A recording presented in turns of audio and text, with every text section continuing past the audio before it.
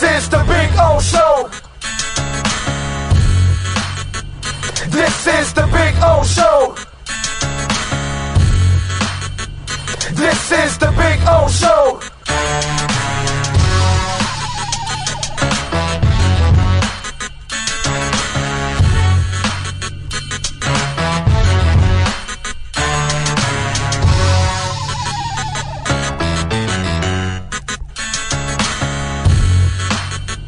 This is the Big O Show.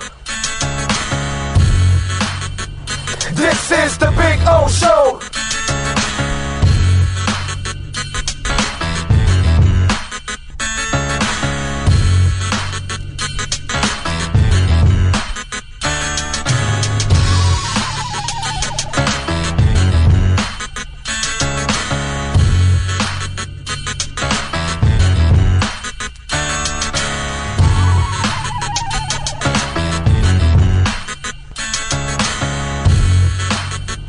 This is the Big O Show.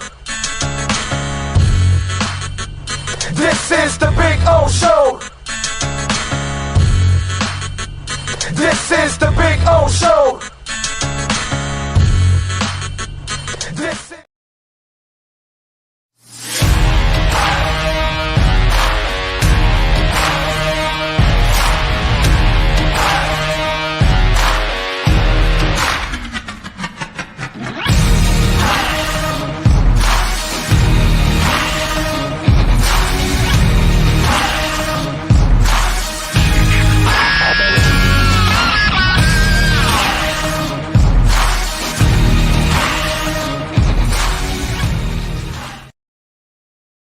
The viewpoint statements or beliefs expressed on the following program by the host, guests, or callers are not necessarily the opinions of FantasyAccess.com, Media Group Inc. ownership, management, sponsors, or website.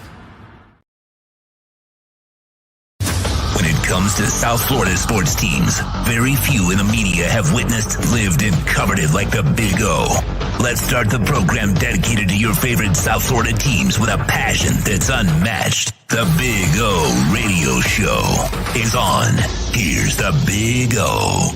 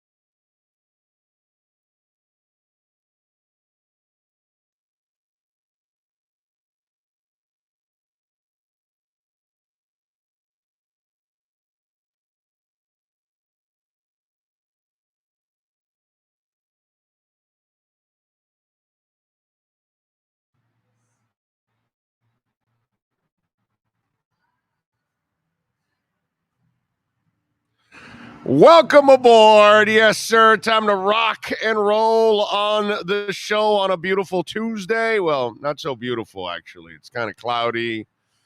It actually kind of goes with the mood of the Dolphin Nation after everything that went on yesterday with Tua. So, yeah. It's not this is not going to be a broadcast that we're going to enjoy to do, I got to say. Because obviously yesterday's news was pretty disappointing, pretty depressing, and it hits at many levels now that are mostly disturbing for Miami Dolphins fans and the Miami Dolphin organization. Let's be quite honest now, as yesterday we found out that Tua had a concussion. And he apparently played that second half with a concussion, which explains the shitty second half that he had. And it explains a couple of those interceptions that were just absolutely brutal interceptions. and bad decisions, and it's not the kind of play that he's normally a part of. That's why it was kind of baffling, and then it explains it.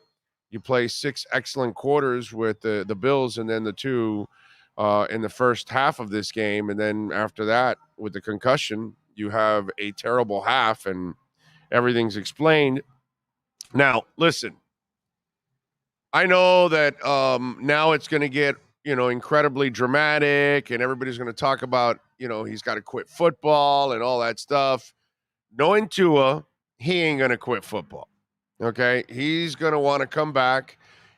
Not this week. He may want to come back this week, but with the optics, they're not going to allow him to play this week. Okay, there's no way that they allow him to play this week. Even if he wants to play, even if he's cleared, they will hold him out and they will use Teddy Bridgewater probably this week, is what I'm guessing. Okay, because I don't think that they want, the way the media is reacting and all of that. Now, listen, let's be honest now.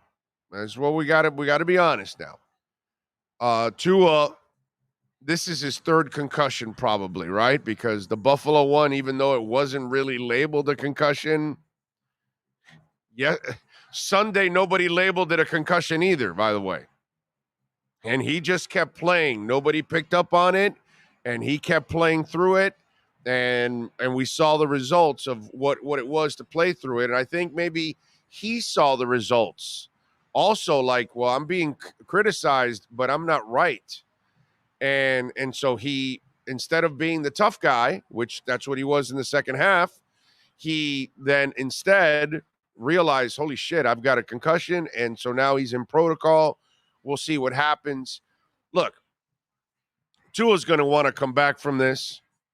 Maybe next week against the New York Jets to wrap up the season and end the season, or maybe he doesn't play the remaining 2 games and they play Teddy Bridgewater, and we'll see. But the bottom line is he'll be here next year because they don't have a lot of flexibility as it is, and with the loss of picks, which also puts them in a difficult position. So, can Tua recover from this? Can he go on to have a long career? Hell yeah, he can do that. But the question is that the reality that you can live in now? And look, I never wavered on how Tua could play at this level, and I still don't. I'm convinced he can be a great passer in this league, and I know he can be a great passer in this league. But durability is a problem, and that's always been a problem throughout his career, right? And this has always been the concern in his career. And we can't shy away from, this other concussion now. Unfortunately, we cannot. And so if you're the Dolphins, next year Tua will be your quarterback, but you're probably going to have to try to find some other veteran. Remember, for 25 years, it's hard to find a quarterback. So don't make it sound like it's really easy. You're not going to be able to find a starter, but you're going to have to try to find some kind of a veteran with Skyler to kind of be here just in case, because Skyler's still not ready for any of this stuff. You know what I mean? Not right now, at least. Maybe next year, as time goes on, he gets better and better. You hope, but he's played terrible when he's played in the regular season. So he's miles and miles away from doing anything. So you've got to survive with Teddy for now. But you also have to think, and you have to be realistic, man. As much as I love Tua as a player, the one concern I always had about him was durability. And yesterday, what have we talked about with all of his injuries and his concussions? What have we talked about, Sean? What is the common denominator in all his injuries and the concussions? Do you know what it is? Well, except for the one with Milano, that was the dirty play. That's not on him. Huh? Yeah, holding onto the ball too long. Do you know how long that play took yesterday? 4.81 seconds. So the problem persists that we kept talking about. You don't get rid of the ball. You keep holding on to and the play's dead get rid of the ball. And, you know, I maybe he's listening to the show and he's listening to Marcel say, off script, off script, off script. And there you go. You get a concussion off script. You know, this is what he is, unfortunately. It's what he's always been. He's always been a guy that has to deal with injuries. And nothing's changed. And while I am convinced he can be a great passer in this league, be a great quarterback, deep down inside, I'm always terrified about his body and his durability. Always been like that. And it's reared its ugly head again. And it's just, it's too many times already, you know? And it's the one thing that's going to be his bugaboo in this league if he can't control it. And he can't control it because he wants to hold on to the football. And somehow or another, he doesn't get it that he has to make a quick decision and get the hell out of the play. He's not built to take a pounding. And he hit his head. You can tell. You see that play. And when he's getting tackled, he has to turn and land on his back. You know what? You notice it, right? Because he can't land on his left shoulder. So he has to kind of, as being taken down, you have a lot of control, right? But in the little control you have to go on your back because you can't land on your shoulder because it's your throwing shoulder. So that might have helped you not hit your head if you land on your shoulder, but you've got to then land on your back. And when you land on your back, your head hits. And that's it. And you've had already a couple this year, so it makes it a lot easier for the concussion to come out when you hit yourself again. You know, I hope he is healthy. I hope he takes the time to recover. And usually when you have multiple, now listen, plenty of players this year have multiple concussions. I believe Kenny Pickett has 2 concussions already this year. Yeah, check. Because I think Kenny Pickett has a couple. So he's not the only one, but unfortunately, he's the one with the bent fingers. He's the lightning bolt. He's the guy that everybody, you know, it just talks about.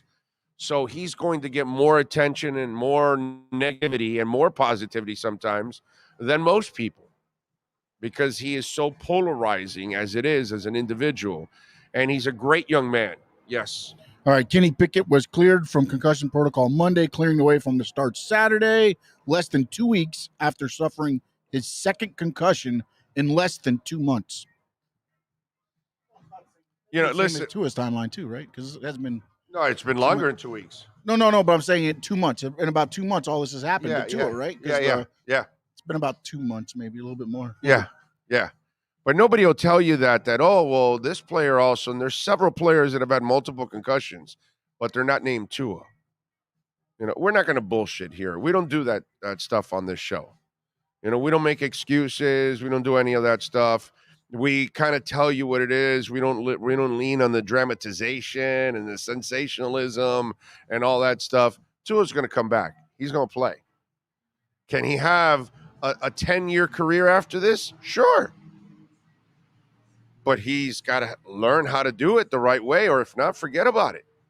And if he's not going to learn, like I told you a couple of months ago when we went through this before, and I explained to you, I figured out what was going on with him, that all his issues are from holding on to the football.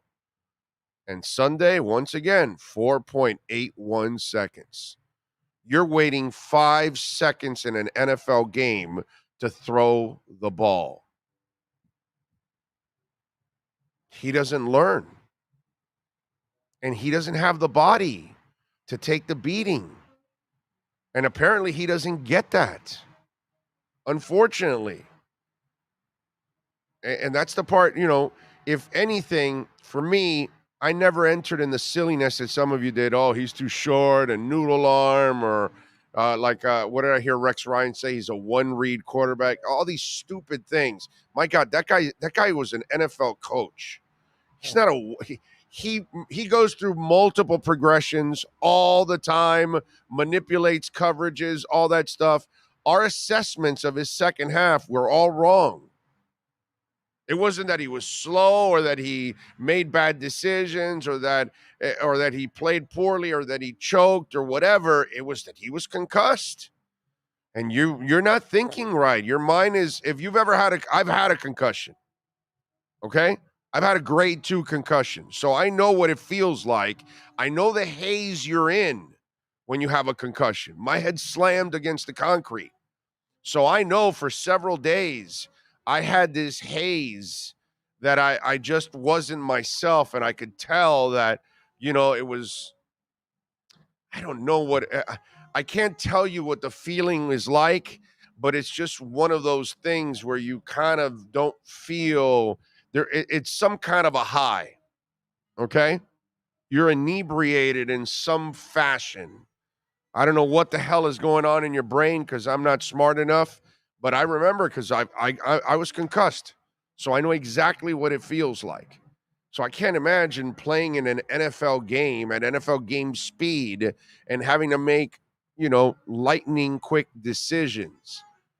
And so, of course, you might have been good for some plays, and then some plays you might have been a little hazy, and who knows? You know what I'm saying?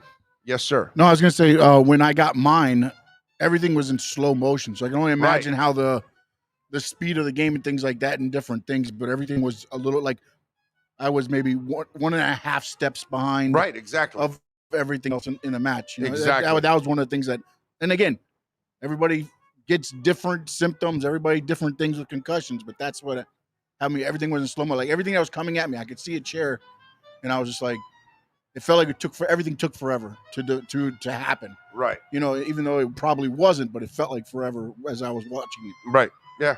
That's exactly how I felt. It's this haze. If you've ever had a concussion, and so obviously Sean has, and so have I, it messes with you. So clearly you can explain the 2 quarters that were excellent and then the 2 quarters that were just unexplainable. It left me baffled, like, okay, he choked, I guess. That's it. I know he played terrible. But unfortunately, ladies and gentlemen, this is his bugaboo. It's not he's too short. It's not that his arm's not strong enough. It's not his work ethic. It's not that he plays too much golf. It's not that he can't take tough coaching. It's not that he can be an elite quarterback in this league.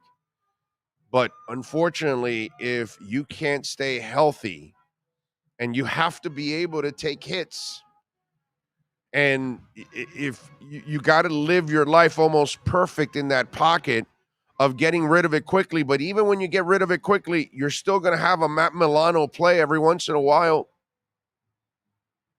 And if you can't take those hits, then you can't stay in the game and you can't be a quarterback in this league. We have to be honest. It's not about ability now. He clearly can be an elite passer in this league, but you got to have durability, unfortunately. And that's really the problem with Tua Tagovailoa now. And he's got to decide what to do now and how to play the game and play the game the right way where he can survive. But if you're the Dolphins, now you have to think, can he survive? If you're a Dolphin fan, you have to think, can he survive? And we have to compartmentalize our emotions with reality. My heart says, yeah, dude, no, I want Tua to be the guy. I want him to win a Super Bowl. I want him to lead the Dolphins. He's a great young man. It's a perfect guy to lead your franchise and be an example for your franchise. But then on the flip side, it's like, okay, but can he stay healthy? Can he handle the rigors of being an NFL quarterback? Because there are going to be late hits. Unfortunately, it's football. And that wasn't a late hit. That was just him holding on to the ball, and then here comes the tackle. And it wasn't even a big hit or anything. It was him getting tripped up, and the momentum of his body slamming to the ground caused then the concussion. So can he get over this? Sure. But the question you have to ask yourself, if you're in the offices in Miami Gardens, you have to say, okay, well, but can he stay healthy? And he doesn't know how to protect himself. We can do as much as we can to try to protect him, but ultimately it's up to him. And if any kind of hit could put him at risk, then are we doing the right thing here as a franchise? And unfortunately, we've kind of hit a fork in the road with Tua. And it's just something that it either has to change drastically, and you're going to need a lot of luck along the way, because he just can't stay away from the injury. And that's really, to me, that was always, that was always my issue. Cam's there? All right, let's do it. It is time to unleash the Wolf Pack. We unleash the Wolf Pack as we get the latest in the NFL and the Miami Dolphins with our KSDT CPA Pro Football Report with NFL Network insider Cameron Wolf. KSDT is one of South Florida's largest and one of the country's fastest growing accounting firms. KSDT CPA is a full-service firm that also excels in crypto. Visit them at ksdtcpa.com or call 305-670-3370. Here's NFL insider Cameron Wolf. All righty, there he is, the man, the myth, the legend. That is Cameron Wolf. How you feeling, my man?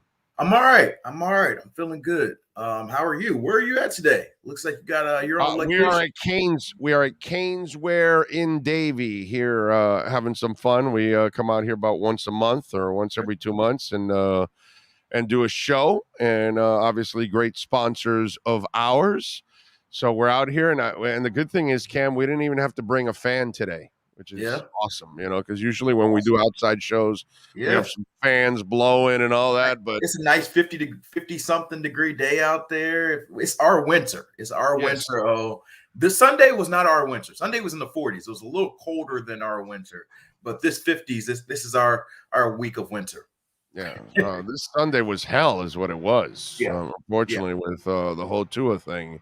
Yeah. Well, 4 excellent quarters against the Bills, 2 excellent quarters this week, and then you had the final 2 quarters, and we were all wondering what the hell went on. Well, now you know. He played in a haze, and obviously not a good thing to play in a concussion haze. And let me tell you, Cam, Sean and I were talking about it. Sean was a wrestler. He had a concussion, and he talked about how things were like really slow for him. And I had a concussion. I had a grade 2, and I was, in a haze for a couple days, and I can't imagine what it's like to get concussed and then play in that second half.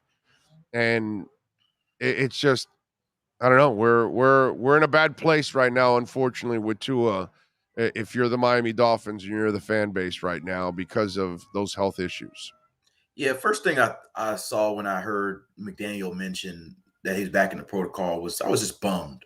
Not as much for the Dolphins, just for Tua, because it's been a rough year for him with the health portion of it, with the concussions.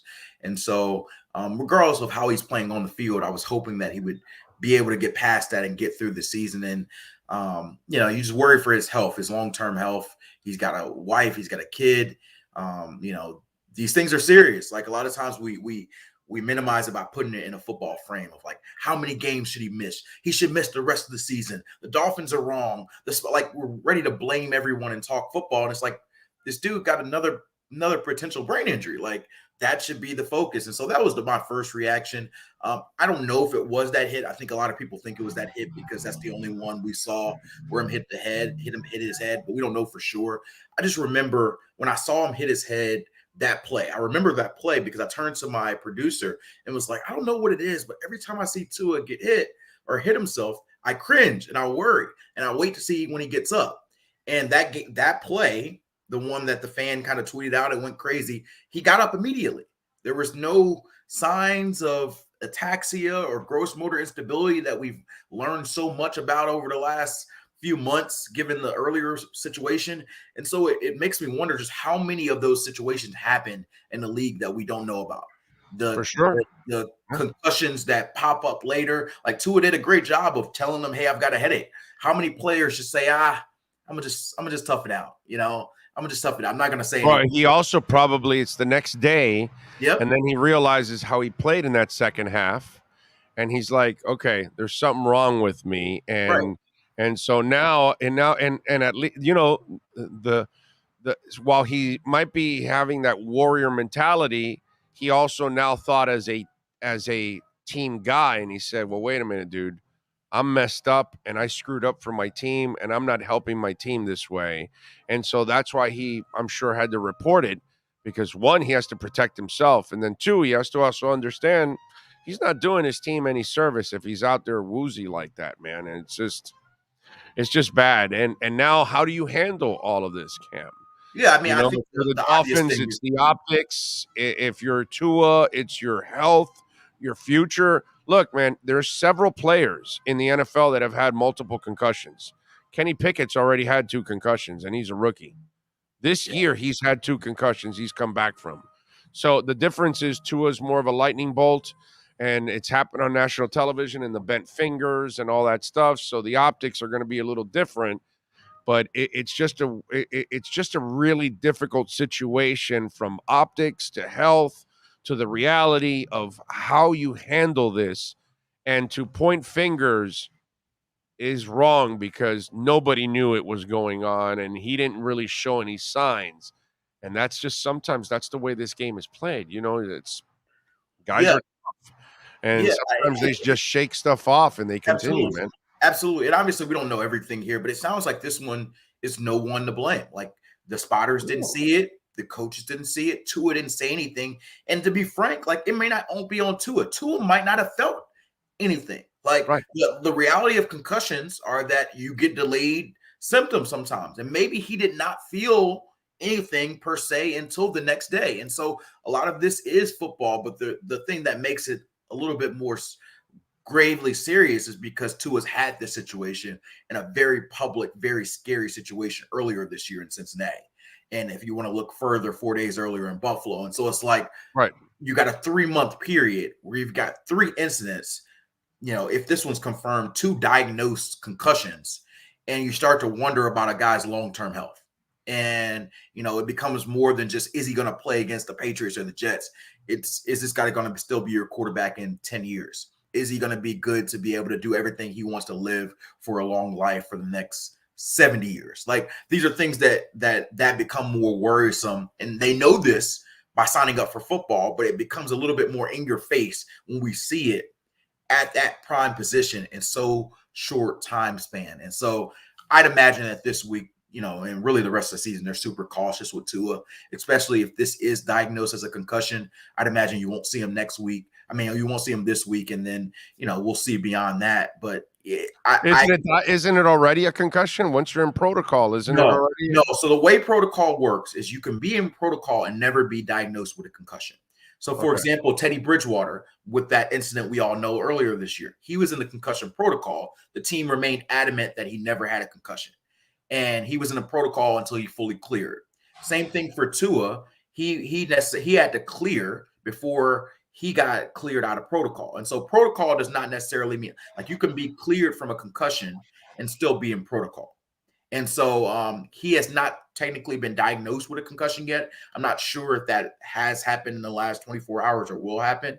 But once that's officially happened, then it becomes a lot more difficult for him to clear the protocol and play this week. If for whatever reason the headaches are just a random headache, which I think is very unlikely, but if that's the case, then he can technically still process through the steps and try to clear and technically play this week or next week without being diagnosed with a concussion, if that makes sense. No, it makes all the sense in the world. So just briefly, the way the protocol works, if you either self-admit or seen with any symptoms that are related to a concussion, you're automatically put in the protocol. So a headache, even if it's like, hey, my head hurts because I didn't sleep much last night, that's still a symptom of a concussion. And so you're put in the protocol. So that necessarily, like, we obviously think they are related to that hit, but there's possible that, hey, a guy just says, hey, I'm not feeling great today, my head's bothering me, and because of that admission, you're put in the protocol. Yeah. All right. So, and now it's Teddy Bridgewater's show from here on out. I would imagine, at least for this week, I just can't see them bringing Tua back this week. No, I really can't. Yeah, I can't see it either. I mean, like I said, he can't fully rule it out, but I couldn't see, that would shock me. Just given what's happened this season with Tua, and also the fact that he has admitted symptoms. Like, it's different if a doctor says, hey, I saw you fall, and you're saying I'm perfectly fine, versus a guy saying I'm not feeling good, and so I'm telling you that. So yeah, I would be shocked if he came back this week, and next week may even be a stretch too. So I think you have to prepare as if Teddy's going to be leading you to the playoffs or not the playoffs over these next 2 weeks. And, it's going to be an interesting period. Like, McDaniel was very adamant, this is why you signed Bridgewater. I know fans have different perspectives given how Teddy has played at times this year, but I will say that the only game Teddy started this year was that Jets game, and he ended up getting pulled in the second play of the game when they saw him fall. That was the saw him fall game, right? And so This week would be the only week he's had where he's got a full week of prep as a starter and started a game as a quarterback. And so maybe this will be our best view of where Teddy is as a starter, maybe then coming off the bench or, whatever it was over the last 2-3 games he had played. More importantly, I think this is actually a really good test for Mike McDaniel. Yeah, because he and his staff did not pass the test in the 3 games without Tua that they couldn't win. I'd like to see what they can do in the next 2 weeks and see if they can try to pull out a victory or two here and show me some coaching and try to get over the hump. Because in the end, as much as I like Chris Grier and as much as I like what he's done, I like this roster a lot. It's had a lot of injuries, and unfortunately now you start to look at it and you worry for Grier now because you didn't hit it with your coach. If this quarterback is not a pick and McDaniel doesn't end strong, it doesn't end up looking good for Chris Grier, unfortunately, when it's all said and done, because there's a lot of good picks, there's a lot of good things going on, and unfortunately you had a lot of injuries. But, dude, if you missed on the quarterback, that's going to fall pretty bad on the front office, unfortunately. Yeah, it's an odd period because a month ago we were talking about Tua with MVP race, and now we're talking about, are we sure that he's the guy here? And so it's a sign of how quickly football can change. And the big thing revolving around Tua was always the health. And it was different reasons with the health. It was the hip. It was, is he too small? Just durability overall, period. Just durability overall. That was always my only concern with the kid, was always durability. I never wavered on his play. I know he can be an elite quarterback at this level. I have no qualms with that. Right. I know he can do that. It's just a matter of, can he stay upright, unfortunately. And by the way, again, 4.81 seconds on that play. Yeah. Yeah, holding on to the ball. And he had been really good throwing the ball quickly for most of the game and most of the season. But it's always a few plays where, maybe he's trying to be Superman a little bit too much. And I don't know what it is. It seems like he falls an odd way every time where he's making some contact or making a twist. Well, if you look at that one, yeah, at that one, he either has a choice to land on his left shoulder or turn and land on his back. And so he's kind of going with the momentum to land on his back, and then his head gets rattled back, because I'm sure he didn't want to land on his left shoulder, because obviously he's a left-handed throwing quarterback. Right. So that would be devastating to him. And it's just like guys would rather take a hit up here than in the knees. Right. Right. The rest of us to say, dude, why do you want to get a shot in that? Well, because my knee can repair I can't repair my knee. It'll take a year. My head, I'll shake it off in a week or two and I can get back on the field. That's what they'll tell you. Yeah. Yeah, so the reality is Tua, one, he's got to get healthy. But the second part, he's got to stay healthy for this team to commit to him to being the franchise quarterback. And some of these things are out of his control, but some of the things are, maybe I've got to be more cognizant of how long I'm holding the ball, how I'm taking hits, how I'm falling, how I'm turning my body. These are things that you can prolong your longevity. And so I think, we're too early to talk about offseason talk about what the Dolphins have to do as far as, protecting themselves at the quarterback position. Right now, I think they just have to figure out a way to get to the playoffs because the questions become a lot louder and a lot more serious if you blow this 8-3 record and end up missing the playoffs with this talent. This team is too talented to miss the playoffs. You can't have Tyreek Hill and Jalen Waddle and all this firepower and miss the playoffs. There's going to be a lot of questions to be answered, and a lot of people won't be here next year because of that if they miss the playoffs. And so, that's just the reality of the situation. Yeah, no, I'm with you. It's one of those where, unfortunately, now there's this Tua thing puts a lot of people in a bad light, and I would imagine that Chris Grier is one of them that unfortunately cannot be feeling really good right now. With the whole Tua situation, because obviously that's the linchpin pick that you needed in order to turn the franchise around, because that's been the problem with this team for 25 years. Yeah. You've had all kinds of good players at skill positions, on defense and all that, but you can't find the franchise guy to put you over the top. And Tua is that guy, but he can't stay healthy, and that's the unfortunate part about it, man. All right, where are you going this week with NFL Network? So I will be in Cincinnati. I've got Monday Night Football, Bengals and Bills. So that will be a good battle for the top of the AFC, really, potentially. The Bills currently are the 1 seed. The Bengals are the 3 seed, and they've already beaten the Chiefs. And so whoever wins 7 in a row, right? The Bengals? 7 in a row, I think. Yeah, something like that. They, to me, are the team no one's talking about. I know they played poorly at the end against New England. But to me, if I was picking a day, I might pick Cincinnati to come out of the AFC. Did they beat New England? They beat New England. Yeah. Brother, I'm tired of this shit. People got to right? I'm just saying, because I tweeted. It's like, what do you want a team to do, bro? They survived. They won. They've won 7 in a row. Exactly. I don't care who you're playing in the NFL. The Texans put 500 yards on the Chiefs, bro. And the Chiefs won. And so we moved on, right? I was at that game, the Chiefs-Texans game, and they moved on. And so you're right. And so I just tweeted about the Bengals being the team, like not enough people picking them to win the AFC. And a lot of people went in my mentions after, did you see them nearly collapse against the Patriots? I'm like, yeah, I saw them, but so what? Like, that's December football. And so, I can't wait for that. That's the NFL, baby. Yeah. That's the NFL. How many dominant defenses are left in the NFL? There aren't many, dude. Right. It's like even Philadelphia's got a hell of a defense, and Dallas lit their asses up, man.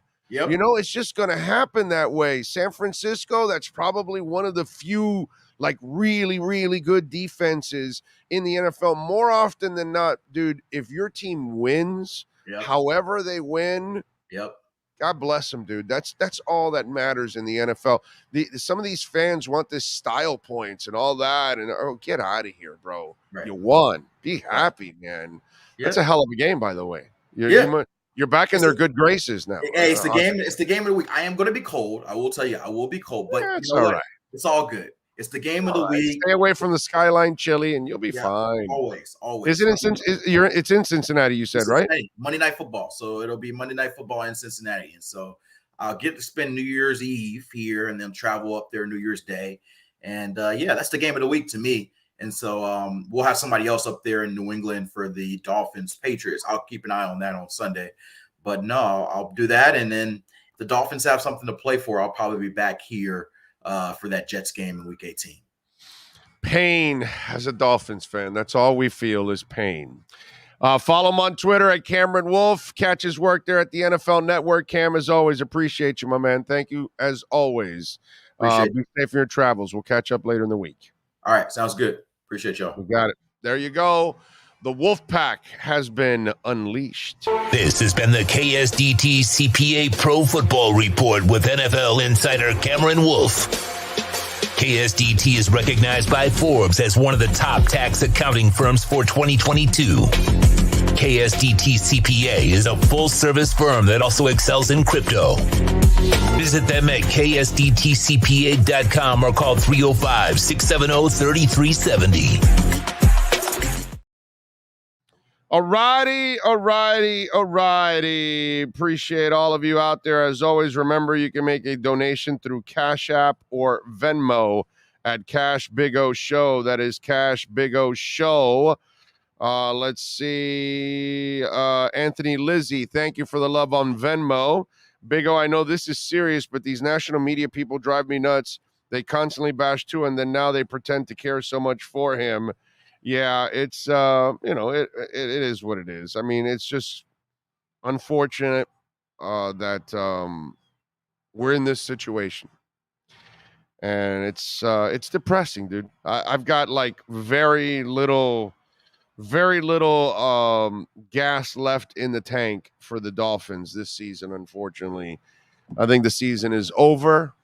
If Tua can't play, I just don't think you're really going to make a difference.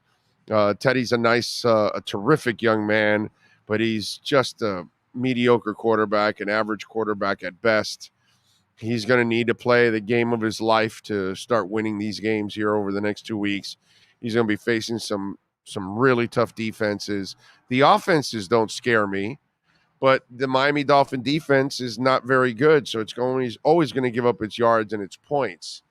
The question is, can Teddy get it done? And you know what? Alan Poupart will get his wish now. Teddy Bridgewater will get an entire week of practice. Okay, and then we'll see what he can do. And maybe, he can dominate and get it done. All those folks out there that thought Teddy Bridgewater was going to take Tua's job, well, there you go. He's been handed the opportunity. Now he can go ahead and take it. I would love to feel positive about this, as positive as Alan Poupart does. But I don't, man. I just don't. I like Teddy the person, Teddy the quarterback. It does nothing for me. And listen, I just wish Tua the best. I wish him a quick recovery. I hope he gets back out on the field and does what he loves to do and play quarterback. But if you're the Dolphins, this is a problem, man. This is a problem, unfortunately. It's a problem because your quarterback doesn't understand what it is to get rid of the football. And just because you did it for a couple of moments doesn't mean you broke the habit. You continue to have the bad habit. Remember, the week before, was it the week before? No, that same game. He had that moment where he hung on to the ball and he fumbled. So he did it another time in that game. And this, if he can't learn, then he doesn't realize his own limitations. Drew Brees did not take shots. Joe Montana did not take shots. Bob Greasy did not take shots. Rarely were you going to get shots on those guys. And that's because they knew they weren't built to take shots. And when Montana took a bad shot late in his career, it did his back in, bro. It was so bad that San Fran said, no, yeah, we're going to get off this bandwagon. And he kept playing, by the way, even with that bad back. He went to Kansas City, took him to the playoffs. Didn't do much in the playoffs, but it showed the greatness of Montana that still he wasn't 100%, and he went to Kansas City and they still made the playoffs, which was a hell of a feat. Some people may not look at it that way. Those of us that follow the game, we can see like, wow, this guy he's not even 100%. He's going there and he's playing. So Tua has that same mentality. He's going to come back, but does he understand? And I think he doesn't, unfortunately. And I told you this a couple months ago, right? Remember, I told you I was worried about this. I was worried about this because he doesn't learn. He doesn't learn. He's not going to learn, by the way. I said he doesn't learn, and I thought I was wrong because he started to get rid of the football, but we're back again to 0.0, and he doesn't learn.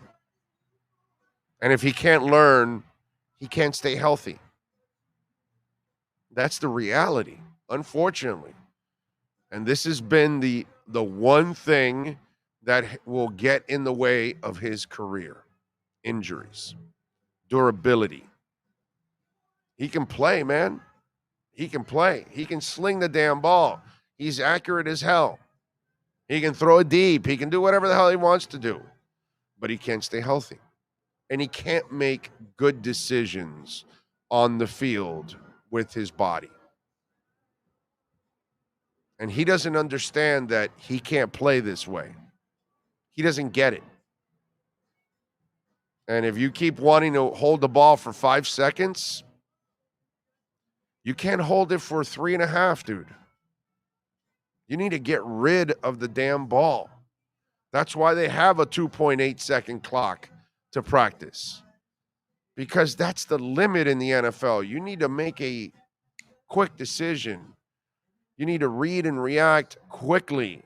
Go through your progressions, but you don't have time to sit there and light a cigarette or a cigar or a joint if it's 420 and just sit back and, take tokes and scan the field.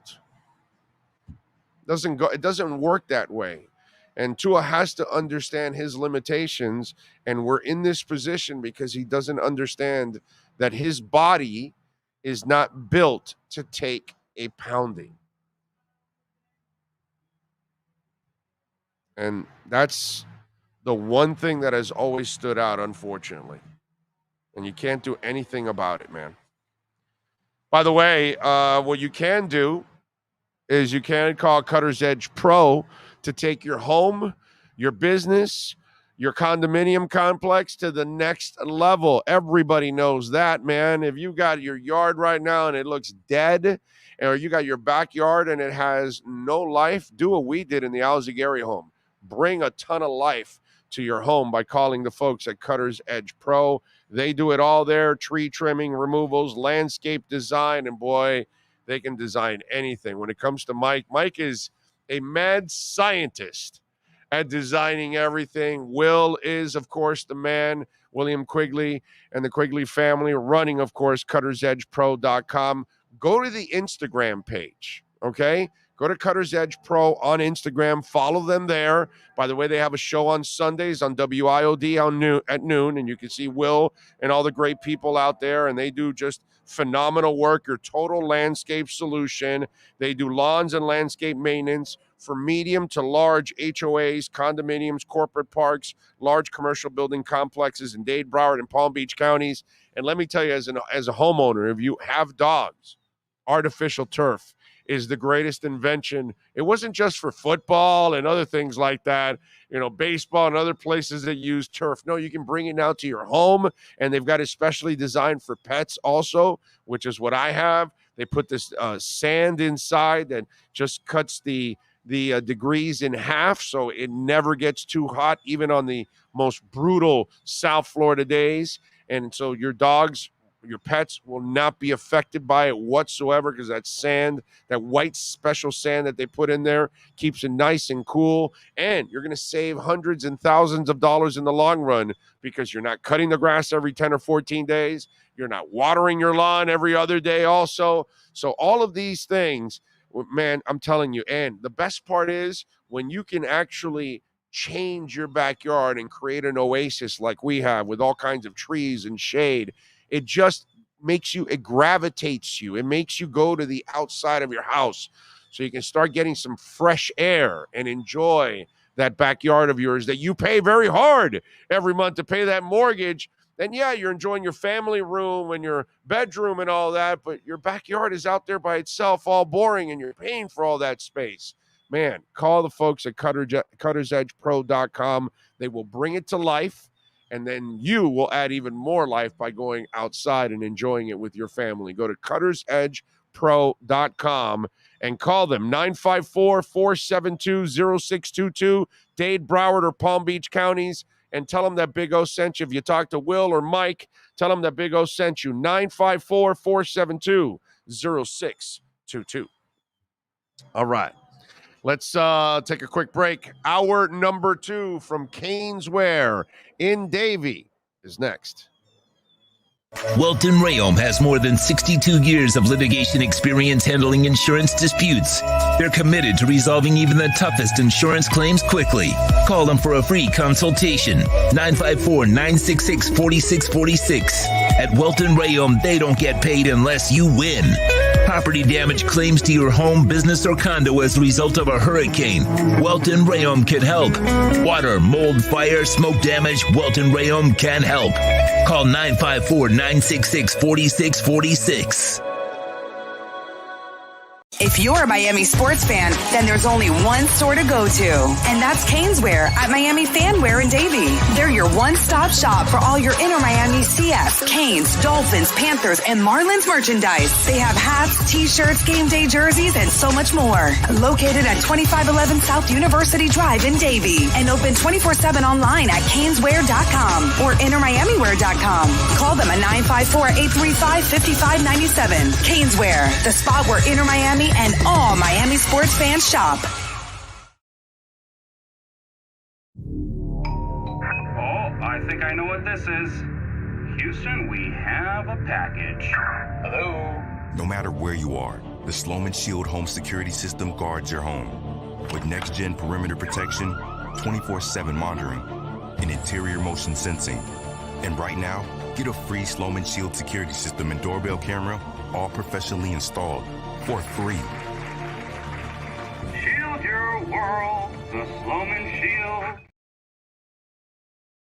When you move, you need a reliable company led by passionate folks, eager to assist its customers during a transitional process that needs to be smooth.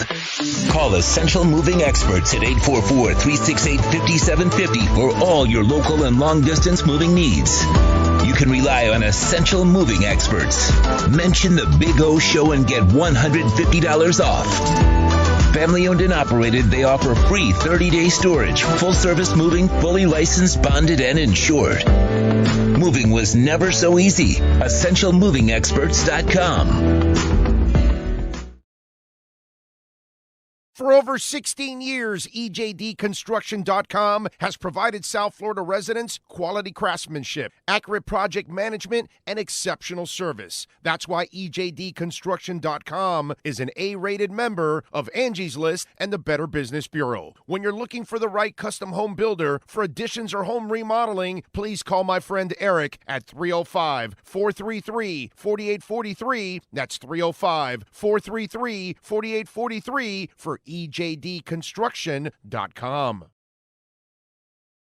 Welcome to Red Light Therapy, a revolutionary technology perfected by NASA to aid in muscle strengthening and recovery. Red and infrared light has the capacity to penetrate deep into the cell's mitochondria, potentially leading to increased energy, faster recovery, and the optimal performance your body demands. Train, fight, recover.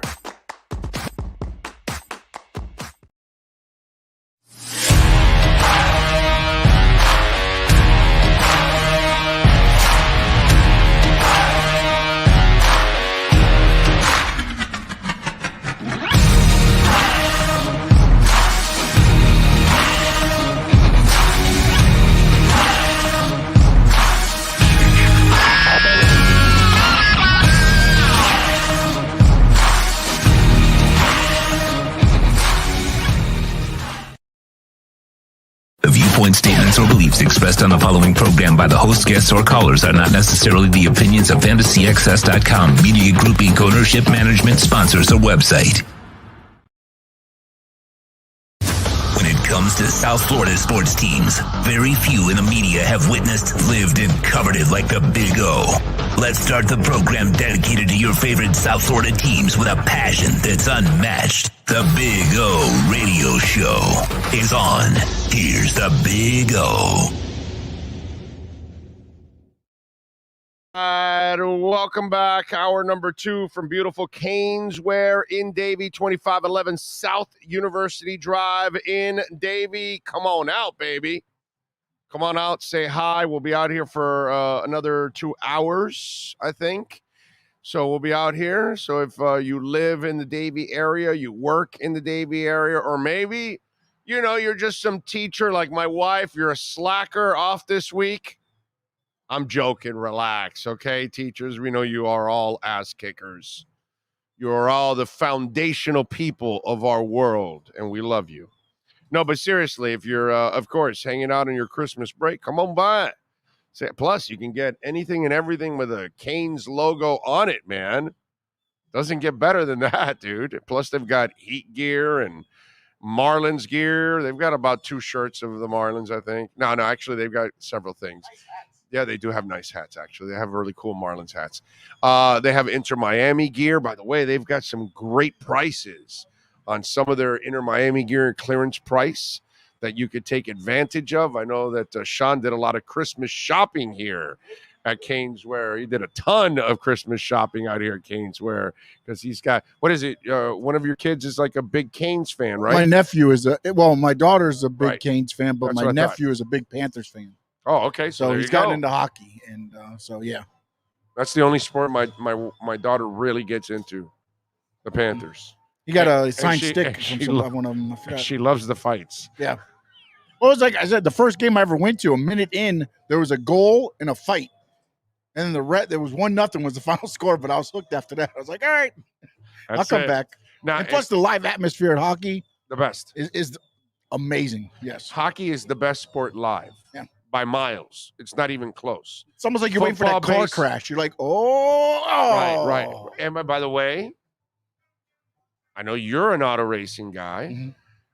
and I'm not necessarily an auto racing guy, but I'll tell you this: auto racing live Yeah. is the best, better than TV, Yeah. like by miles. Like on TV, I don't enjoy it nearly, like not even close to television. Now, I'm not comparing it to the major sports, but it's funny how football, baseball, and basketball, they're made for TV, dude. Yeah. They're really made for TV. Hockey is made for live. And if you have a lower bowl seat, oh my God. Did you have a lower bowl experience? For Panthers? Yeah. No, I wasn't even. I was up. I was like the second level. We got to make that So happen. We yeah, gotta make no, that, I've we, had them lower. we bowl. got to make that happen for you said your nephew? Oh, my nephew has. My nephew's been right at the glass. My nephew's they're into it. Well, no, but I'm saying. But myself, no. I've always had either I got to get you and like your nephew the tickets into it. from station or things like that. I've never been like. I down in got to the- get you down lower bowl, you and the nephew, so you can experience the lower bowl. Once you go to a hockey game lower bowl, it's over. Yeah. It's over. You're hooked. You're like, holy shit! Wow, I've never seen a sports experience like this. You know what I mean? And I know our Panthers are very disappointing right now, just like our Heat. Although the Heat did survive last night. Now, listen, the key with the Heat, just want you to know, any squad and every squad in the world is always going to be better when you have an Orlando in the lineup. Yes. I just want to tell you that. Just want to say, you add an Orlando to any lineup of anything. I don't care if you're talking about restaurants, radio, basketball, whatever. Once you add an Orlando to the mix, There's a reason Disney World is the happiest place Orlando. in the world. that's right. That's it. So it's just an Orlando thing. I can't explain it, but so nice job by Orlando Robinson. 15 points, 9 rebounds, 4 assists yesterday. They got the Lakers tomorrow. So LeBron's in Orlando today. You know what I'm saying? You know what I'm about to say? No, go That ahead. some bitch is going to play tonight and not play tomorrow. Oh yeah, he's not gonna play against the Heat. He's not gonna play against the Heat. That's just going to happen. He's going to play tonight against Orlando, Mhm. and then tomorrow he'll take it off. Anthony Davis, or He's out. as Barkley likes to call him, street clothes, is in street clothes. Mhm. So he's done. He's not gonna give the Heat the fans the thing of getting an opportunity to get one over on them. The NBA fan is the NBA season ticket holder. Oh. My God, I don't know how Unless teams are doing something behind the scenes to like try to keep them happy, but the product on the court, are they sending all the fans to like Asian day massages maybe that's what they're doing. for happy endings? Is that what's going on? Because I don't know how else you're going to be happy. It's got to be. How would you renew your season tickets? No, you don't. You don't. In fact, I have a friend of mine. The Heat have 3-year renewals, and he's a long-time season ticket holder. Be prepared, Miami Heat. This is coming because already a friend of mine already did it to you, and I know that this is going to happen. So he's been renewing 3 years for many years now. And this year, he told them, no, now I'm renewing 1 year. And they were like, why aren't you renewing? Well, because you don't play, you don't give me my money's worth. Jimmy Butler's missing half the games. Guys miss like anything. Opponents, they come in, they don't have players. They're resting. I'm not getting my money's worth. I'm really thinking about buying single game tickets in the future. And the season ticket person from the Heat was freaked out. He told me. It's like, wow, he was taken back because he has 4 seats, man. And he renews for 3 years. That's like a guarantee you got their money for 3 years. Now it's like, no, man, you're not. He basically put the Heat on double secret probation next year. That if this is the same kind of shit, then I'm going to get single tickets from here on out after that. The NBA better be very careful what they're doing now and what they're allowing the players. Because let me tell you something. This this load management stuff is a bunch of bullshit. Okay? I mean, this is a soft-ass world. And the NBA, you're full of just soft-ass players. Load management. Get the hell out of here, bro. You play 82 games over, what, a 7-month span, 8 months. You have several months to rest. When does the coal miner rest? When does the mail person rest? For a week or two, and then they're back for 50, 51 weeks of work? Get the hell out of here, bro. I don't have any sympathy for your asses. This whole load management stuff. Get the hell out of here, dude. Get in better shape. Toughen up already. I listen, I'm not asking you to play with a broken leg or a concussion. Nobody should do that. But what? Oh, you're tired? Oh, I'm so sorry. Ask the guy that's been changing tires for 25 years at the gas station. See how his back's doing. Why don't you go check the roofers that have been working on a roof for 35 years? See how they're doing. See if they don't want to get up in the morning. We're all tired. We all hate to get up in the morning. We all have to grind through all our jobs. Get the hell out of here. You think I'm looking forward to doing this show nowadays? The last couple of days with all this crap with Tua? It's just terrible, dude. It's no fun, but it's my job. It's what I do. It's what I've done for a living for 33 years. So you're going to go through the ups and you're going to go through the downs. It is what it is. NBA, man, you got some problems, and you better fix them with a quickness. And it better be in your contracts, because this load management stuff is completely ruining the game. Okay? Completely ruining the game. You're making it even. I already knew the regular season was useless. Now the players are telling you the regular season is useless. At least you could hide it some, and some fans are stupid enough not to know about it or ever figure it out. But now you're basically like, yeah, no, you guys were right from the get-go. Those of you that knew that the regular season was useless, we also think the regular season is useless. Why should I play 82? God bless Michael Jordan, bro. Even with the Wizards, he played like 81 or 82 games. And he was old at that point. But he understood that it's like going to see the Smiths and they don't play How Soon Is Now. It's like going to see the Eagles and they don't play Hotel California, right? Go see Joan Jett and she doesn't play I Love Rock and Roll. Or the Scorpions, Rock You Like a Hurricane. You know what I'm saying? Like, you think that they're not tired of playing Rock You Like a Hurricane since 1984? That they've played it for every concert that they've ever done since that moment? But they have to. Do you know why? Because every night they do a concert, hundreds and maybe several thousand people are there for the first time to see them. And guess what song they want to hear? Rock You Like a Hurricane. How Soon Is Now? I Love Rock and Roll. Hotel California. And if you don't play them, you are now going to disappoint. No matter how much you hate that song, you got to play that song and you got to play with emotion and you got to look at those fans in the eye like you enjoy the hell out of playing that song. And boy, you are so effing tired of playing Hotel California.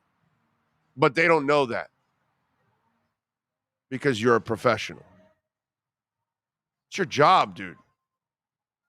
You're paid to play basketball. You're paid to play 82 games. What's this shit now that, oh, no, I can only play 55 or 60?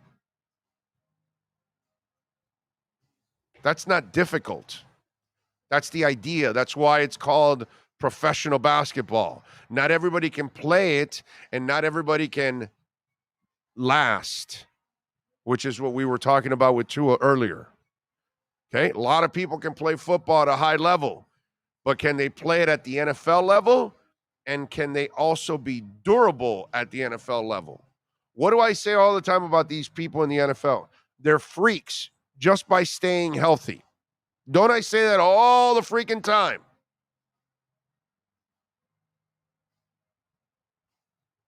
Now that you've been with me for a while, you get all those little sayings I throw out, right? And I say it all the time. They're freaks just by staying healthy in the NFL. So the NBA, you got some problems, dude. You got some serious problems, and you better figure it out. Acura Pembroke Pines, well, Mr. Zinn has no problems because he's kicking ass. Craig Zinn's Acura Pembroke Pines wrapping up, I think it's like 14 straight years of the number one volume sales dealership in the Southeast United States. They've got the final days of the year, the season of performance event going on right now. Hundreds of vehicles to choose at 15601 Pines Boulevard, just off of I-75 in Pines. And the all-new 2023 Acura Integra is in. Have you seen that vehicle? That thing is beautiful, man. Sharp, great curves on that car, a lot of character. $369 a month right now, the lease feature for the 2023 Integra. Hey, they still have some 2022s, and you can get a great deal right now at the TLX technology package, $449 a month. They've got 0.99% financing on a whole bunch of cars, the RDX, the MDX, the ILX, the TLX.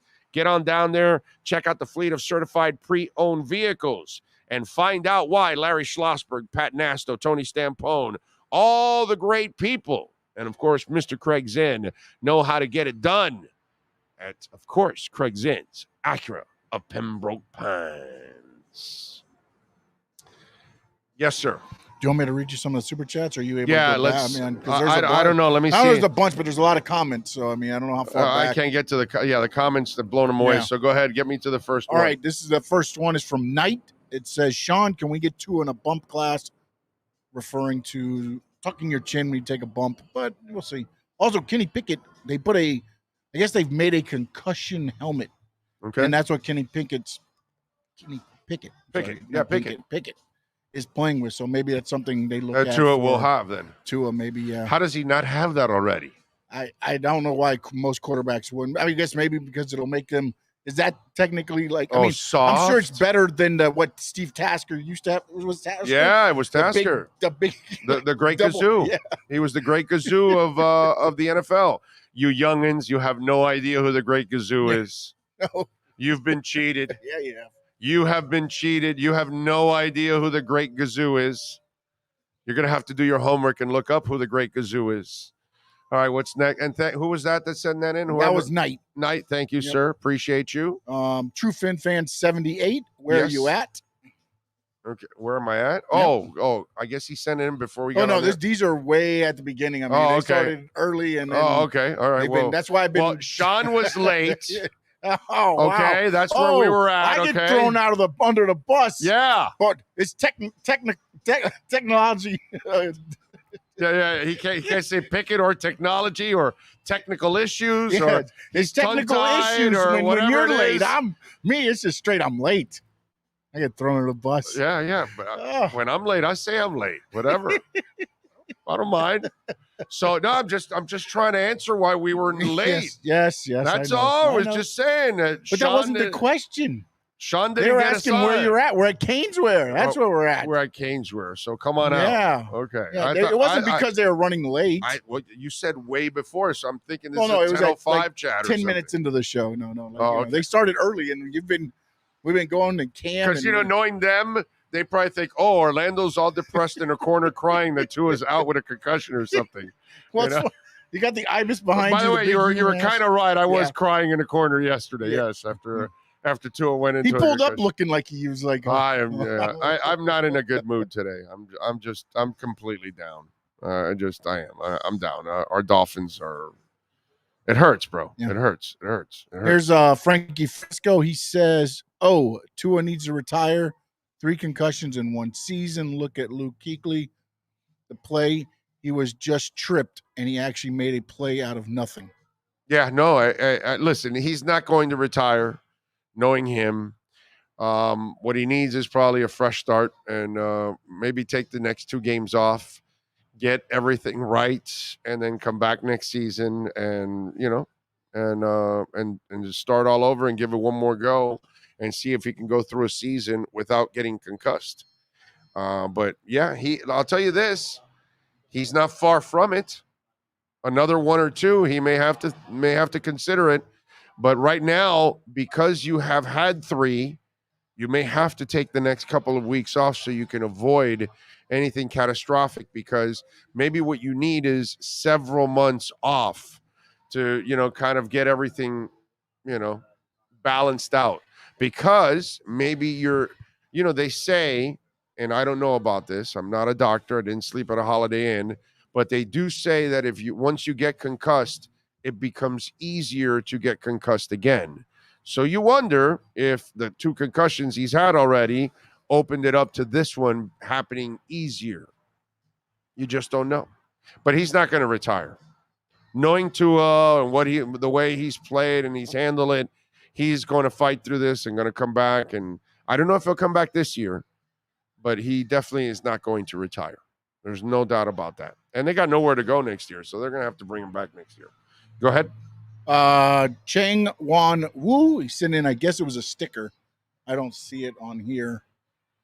On mine here. Okay, I see it. Cheng Wan Wu. Thank you, sir, for the love on the super chat. All right, next up. We have, hold on, scrolling down, sorry. All good. Appreciate everybody jumping in here on the chat too, by the way. Yes. Some good conversations.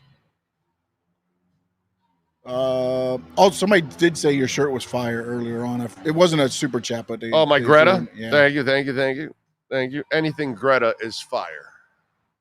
Here we go. Bruce Ham. Oh, he's a ham. I heard. One sign was him calling the wrong play after the call was sent into him. I believe the first INT. Well, no, it's the second. He did. It's the second INT to Mostert, and again, I don't think he called the wrong play.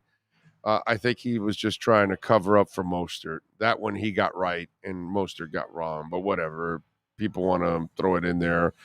Whatever helps you sleep at night. That's not the thing. But I appreciate the super chat. It had nothing to do with it. That one, he wasn't in a haze probably the whole game. You know what I mean? He was probably in a haze and throughout the game at some times. It probably came in and out for him. All right, now the Cap for Life ones, do you stream those because they're on caps, or do you just read them? I just read them. Okay. I read them. All right, let's stop the BS. I would shut my mouth also if it was a contract year coming up, but to keep lying to the team about it, dumb, smart, or selfish. I don't know what. I'm not sure where that was coming I don't from know what here. we're lying to the team about. I have no idea what he means. Let's stop the BS. I would shut my mouth also if it was a contract year coming up. Maybe he's saying because Tua's not a contract year, right? Or, the extension. or is he saying that Tua's lying about the concussion protocol? He's just covering up for the bad play? Is that what he's saying? I don't know. There's a group of. There are. I mean, listen, we have people that come up with all kinds of, what's it called? Conspiracy theories. Like, that stupid idiot Karen Lake in Arizona. That bitch can't take a loss. Like, you suck, dude. You lost. Now get the hell out of here. Oh no, everything's rigged. No, you lost. You and your Trumpy seven dwarfs lost. Get the hell out of here. Nobody wants any of you seven dwarfs. Get out. But no, they come up with these stupid conspiracy theories. So I don't know if you have a conspiracy theory going on, Cap for Life, on that. Not exactly sure what that super chat means. But we love you either way. Thank you. Next up. John Russell got a Tua jersey for Christmas and other Dolphins apparel. Should have known it would have been a bad omen. No. What can I tell you, my brother? It's not good. It's not good. It's bad. Hang in there, brother. Hold on, scrolling down through these chats. God, so many of them. You should make this better. So you should send super chats to the top of the list or something. Let me see. Still refreshing. Now I'm back. Once you get to Leon Fresco, then I can pick it up from there. What was the Leon Fresco one? What was that? It says, I saw a band that routinely gets 20,000 fans in Canada, but in D.C. they got 50 people. They played like their lives depended on it. The Sam Roberts Band. Okay. Didn't know that. They're pros. You gotta play like you know. Okay, then you're right where I am now. Okay, so then True Fin Fan comes back, and thank you, True Fin Fan. Jordan played 82 games, 9 out of 15 years. And then Cuff Liho. I don't know what that means. I don't know what that meant by the Cuff Liho. Cuff Liho. Okay. There you go. So we've caught up to it looks like we caught up, man. We caught up to the super chats. All right. Let's see. What else do we have here? Not that it matters, but it's ACC news. Sam Hartman went to Notre Dame, transferred to Notre Dame from Wake Forest. Oh, okay. Okay, that's the quarterback, right? Yeah, he played in a bowl game. Yeah. And then he transferred out. Okay. By the way, you can make a donation through Cash App or Venmo and send in your questions or your comments there. Hateful Steve, of course, also did that today. Yeah. He was like, you're forgetting one thing about the interception. Mostert didn't have an injury that affects decision-making and memory. Even after knowing Tua's third head injury, you're going to tell me Mostert's brain farted? Yeah. Didn't you see Jeff Wilson do the same thing a couple of weeks before that? But that's all right. What do you think? Hateful Steve will even want to hate on Tua even when he's concussed. You got to love that. At least he's consistent, Hateful Steve. You got to love Hateful Steve. That he's going to be there whether or not. Yeah, he's gonna spew the hate no matter what goes on. And he'll send it the first quarter if they're doing bad. Then he'll wait and send it whenever another bad quarter. Yeah. Made Paid says, Big O, time to admit that Greer drafted the wrong QB. Well, it's looking like it. Well, first of all, I wouldn't have drafted Justin Herbert either, by the way. So that's not the wrong QB. Jeff George Part 2 does not convince me at all. You guys might be convinced by Jeff George Part 2, but I'm not convinced by Jeff George Part 2 that he was the answer. Okay? I still haven't seen it from the guy. I know he's got all this ability and everything and all that. Yeah, no, he was terrific again last night. No, he was fantastic, bro. He's so awesome, you know. I know he's got all the ability, but bro, that just seems, I see Jeff George all over again. All ability, but I don't see any substance there, to be quite honest. But that's all right, whatever. But forget about wrong QB, because, you know, it's not either or. You just drafted the wrong person. And yeah, and this is where the Tua thing is going to be a bad one for Chris, unfortunately, because you failed with Flores, and then you were survived by getting McDaniel, and you allowed to survive, which a lot of GMs don't. But if you miss on Tua, which, you know, the injury stuff, this is the stuff that was there, you know, from the get-go. It wasn't whether he could play or not. That was what some of you idiots ended up coming up with, which was just completely wrong. Of course he can play, but the bottom line is health was always a problem for him. And no, this is not going to be good for Chris Grier. I get it. And as much as I like Chris, and I think he's done a good job overall, I like this roster a lot. Unfortunately, it had so many injuries that it got derailed. But the main one is the quarterback. You cannot miss on the quarterback. And unfortunately, if Tua can't fix this issue, yeah, it becomes a bad pick. And there's no other way around it, unfortunately. And that's a shame, too, because I like this team, man. If they could have had some breaks and stayed healthy, they could have made some noise, unfortunately. Sucks. Yes. Couple news things just came in. The Athletic reporting the NFLPA looking into handling of Tua, of course, after Miami QB's second stint in concussion protocol. Union wants to see details of incident report. And then the Four-Letter Network and also the Athletic is where it came from. J.J. Watt announces this will be his final NFL season. All right. Good for him. He's had a hell of a career. Good dude. Does a lot of charitable stuff. Got to really like J.J. Watt as a person. Jonathan Cagle, thank you for the love in the super chat. Big O, got that signed Cater picture for you. Where can I send it? Appreciate you, man. Send me a DM on Twitter. Okay. What else do we have? How's that? Manny's ready? Oh, let's do it then. Let's go. Let's talk a little Canes with Manny Navarro. And we're here at Caneswear, right? Our Caneswear Miami Hurricanes report. If you're a Miami sports fan, then there's only one store to go to, and that's Caneswear at Miami Fanwear in Davie. They're your one-stop shop for all your inner Miami CF, Canes, Dolphins, Panthers, and Marlins merchandise. They have hats, t-shirts, game day jerseys, and so much more. Located at 2511 South University Drive in Davie, and open 24/7 online at caneswear.com or innermiamiwear.com. Call them at 954-835-5597. Caneswear, the spot where inner Miami and all Miami sports fans shop.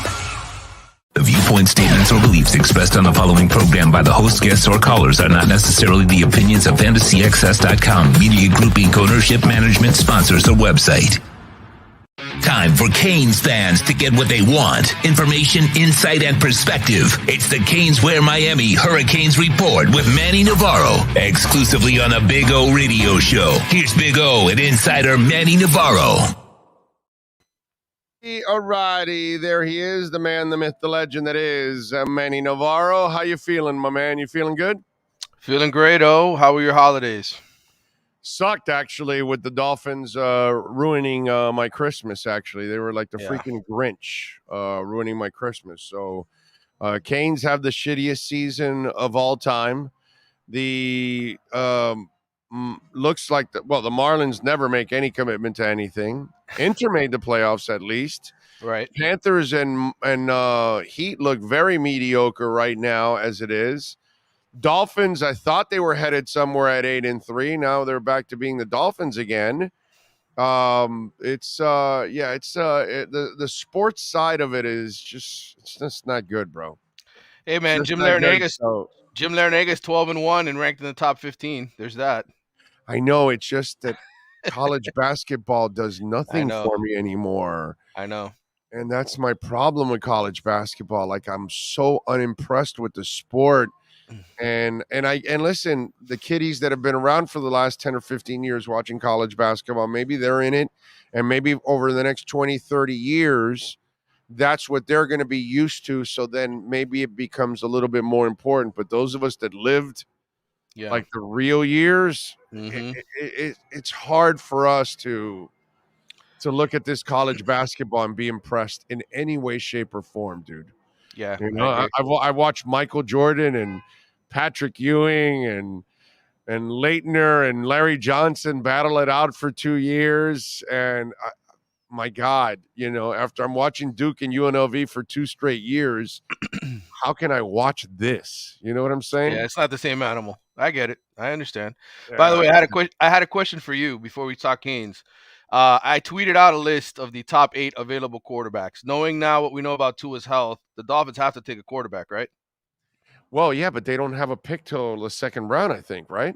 Yeah. Right? Yeah. So that's the problem with that, dude. Mm-hmm. So you're taking, like, you know, what's left over. I like Hendon Hooker. I know he's coming off the ACL, but that's the kind of guy I would target in the later rounds if he's available. Yeah. There's no doubt that he's the kind of quarterback. And by the way, he's injured, right? So we kind of like that. Slip down. He could slip down. Kind of like that. Mm-hmm. Yeah, we kind of like that here in Miami. He's injured, so that's right up our alley. Yeah. No, Chubb injury prone. No, we'll trade for him. Tua injury prone. No, we'll draft him. Yeah, no, we do those things here in Miami, unfortunately. So that's kind of been Waddle had a foot injury and surgery into the draft. We'll draft him, no problem. And it hasn't been an issue in that one. But you know, it's that's something that we do here in South Florida. So Hendon Hooker makes a lot of sense. Yeah, it makes a lot of injury sense here in South Florida. Will Fuller, you're always injured, but we'll give you a contract. Right. You know, those are things that we do here, unfortunately, that are not very good. Yeah. Kyle Lowry, right, with the Heat. Let's take Kyle Lowry, who's always hurt. That was Jimmy Butler. That was the problem when you listen. Can't listen to the franchise guy. Pat gave in after he wouldn't listen to LeBron, right? LeBron got angry. He wasn't letting him have enough power, but now he gives in to Jimmy, and look what happens. Well, he did bring in Mike Miller for LeBron, and then he drafted that idiot that was terrible in the first round from UConn, I think it was. Right, didn't even play here, right? What was his name? God, what was that kid's name? What was that kid's name? Somebody, come on. We got over 500 people right on the chat board. Let's go. Come on. Somebody give me that damn loser's name. I forgot. And I was covering the team for 3 years. That's how important he was. Shabazz Napier. That's it. Napier. There you go. He played in Orlando for a little while, I think. But that was it. Yeah, that's it. I'll tell you what, that the kid they got this year, Banchero. Orlando got themselves a nice one there, bro. I mean, the sad part is he plays in Orlando. Right. So that's the bad part for him. But he'll be gone soon enough, right? Yeah. He'll want to go to a bigger city in the next contract for sure. All right. So Cromani,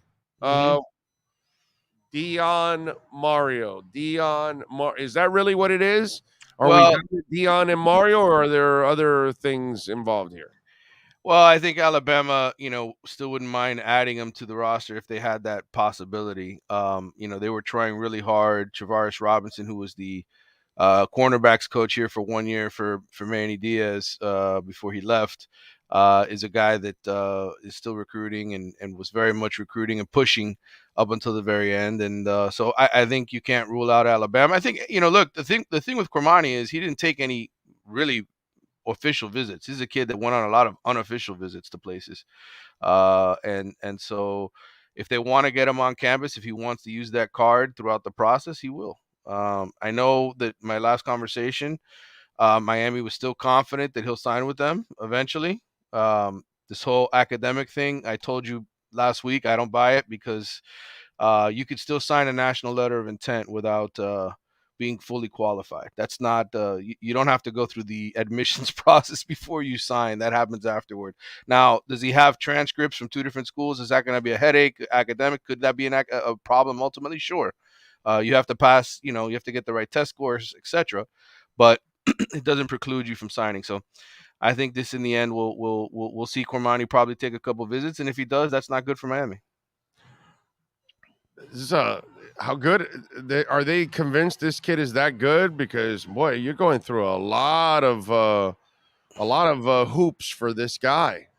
Well, I think part of it is pride, right? He's the number 2 player in the country. You had him committed. You're not just going to give up, right? And if you give up on him, that's not a good sign to the other 5 stars in the 2024 class. Well, this kid, we got to fight for him. We got to win him, and it's a head-to-head battle with guys that you would think and you would hope Mario would be fighting with to the death. Nick Saban and Deion Sanders, probably the 2 best recruiters in college football, the guys that can get pretty much whoever they want when they want them. When they say they want a guy, they can go out and get him.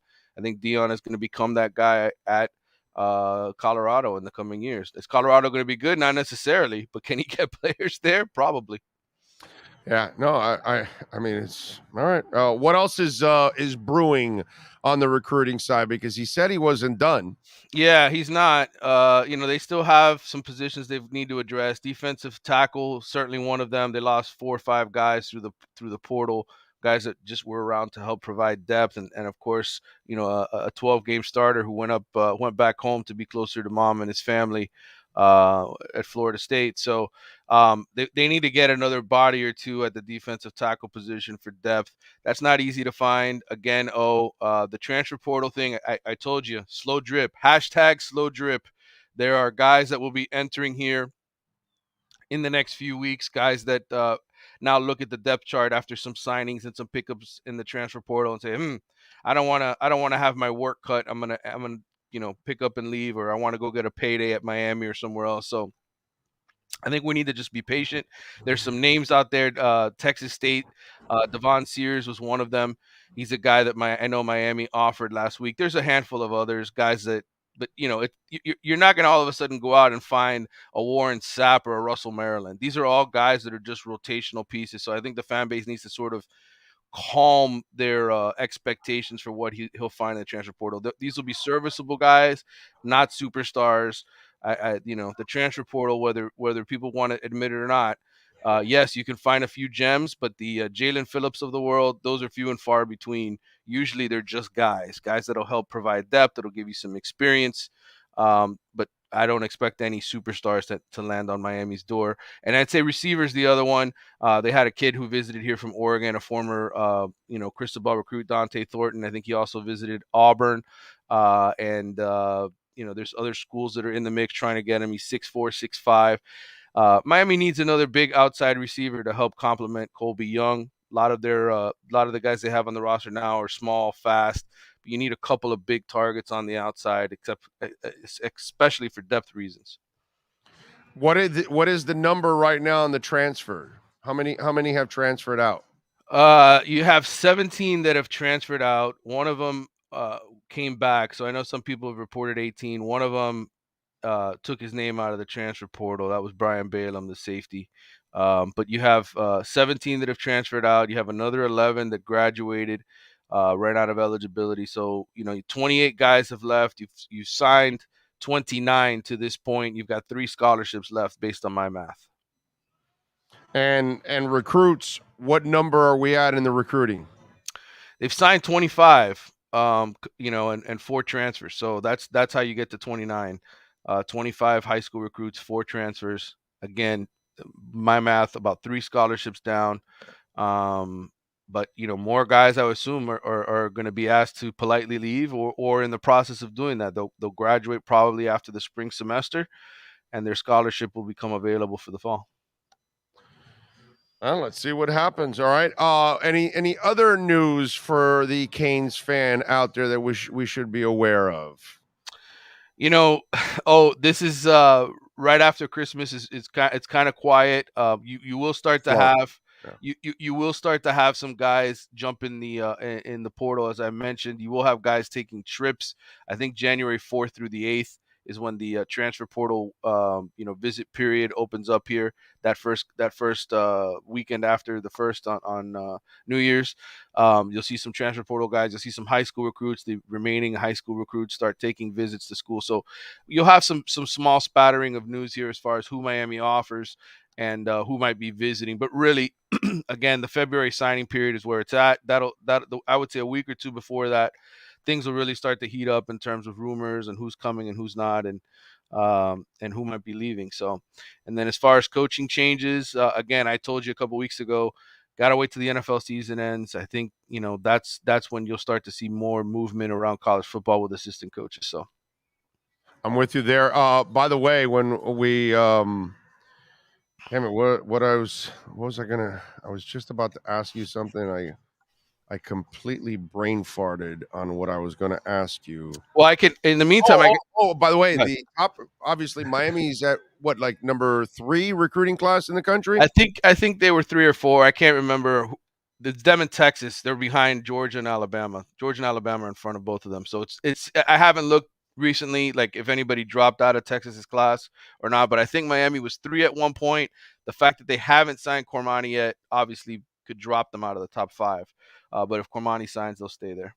Okay, so the other thing I was going to ask you is, the impressive part is Oregon was up there recruiting with the new coach. That Nike money, baby. Right? Yeah. Everybody says that Ruiz money. How about that Nike money that was always there for the backing? Yeah, I mean, they took away some commitments from other schools. They ended up landing a quarterback after losing their quarterback, Dante Moore, to UCLA. They took Baylor's commitment. They went out and they got some other 4- and 5-star guys. So, excellent job by Dan Lanning and the folks up at Oregon to beef up. They were pretty much the story of the day on signing day as far as, loading up on guys and flipping guys. Look, again, for Miami's purposes, Mario's purposes, he was obviously at Oregon before. Go back and look at his classes. He did a great job bringing in talent to Oregon in ways that the previous staff hadn't. I think right now he's doing a good job in year one. He's done a good job picking up talent, flipping this roster. I'm not worried about Mario at all. No. He'll be fine. It's just an ugly year, unfortunately, and maybe when he wins a national title, he can laugh about that first year and how shitty it was and how crazy it was, and that he overcame all that stuff. And it's funny because I know it's so cliche-ish because he comes out to the podium and he spews the same cliches all over the place. Right. But he's actually 1,000% right that you've got to be a tough person to get through this, and you've got to grind through this, and that you can't be soft, and that you got to get the right people. And while he repeats it 8,000 times to you guys every time he comes out there, it actually is the basic truth. Yeah. And it's just a brutal way of going through it, but there's no other way to do it. Unfortunately, it would be nice to just make magic and just get all the bad players to disappear, all the great players show up, and you go from one season to another where you win a national title from one bad coach to Mario. But that's not the way it goes, dude. To rebuild this thing, it's going to take a while, unfortunately, and you've got to get the right people in, and you've got to endure this terrible stuff here, and that's just a brutal reality of everything, man. Sucks. Yeah, I think it's just part of what had to be done, right? At some point, you had to sort of tear the Band-Aid off and just get rid of guys that don't fit the mold of what you want.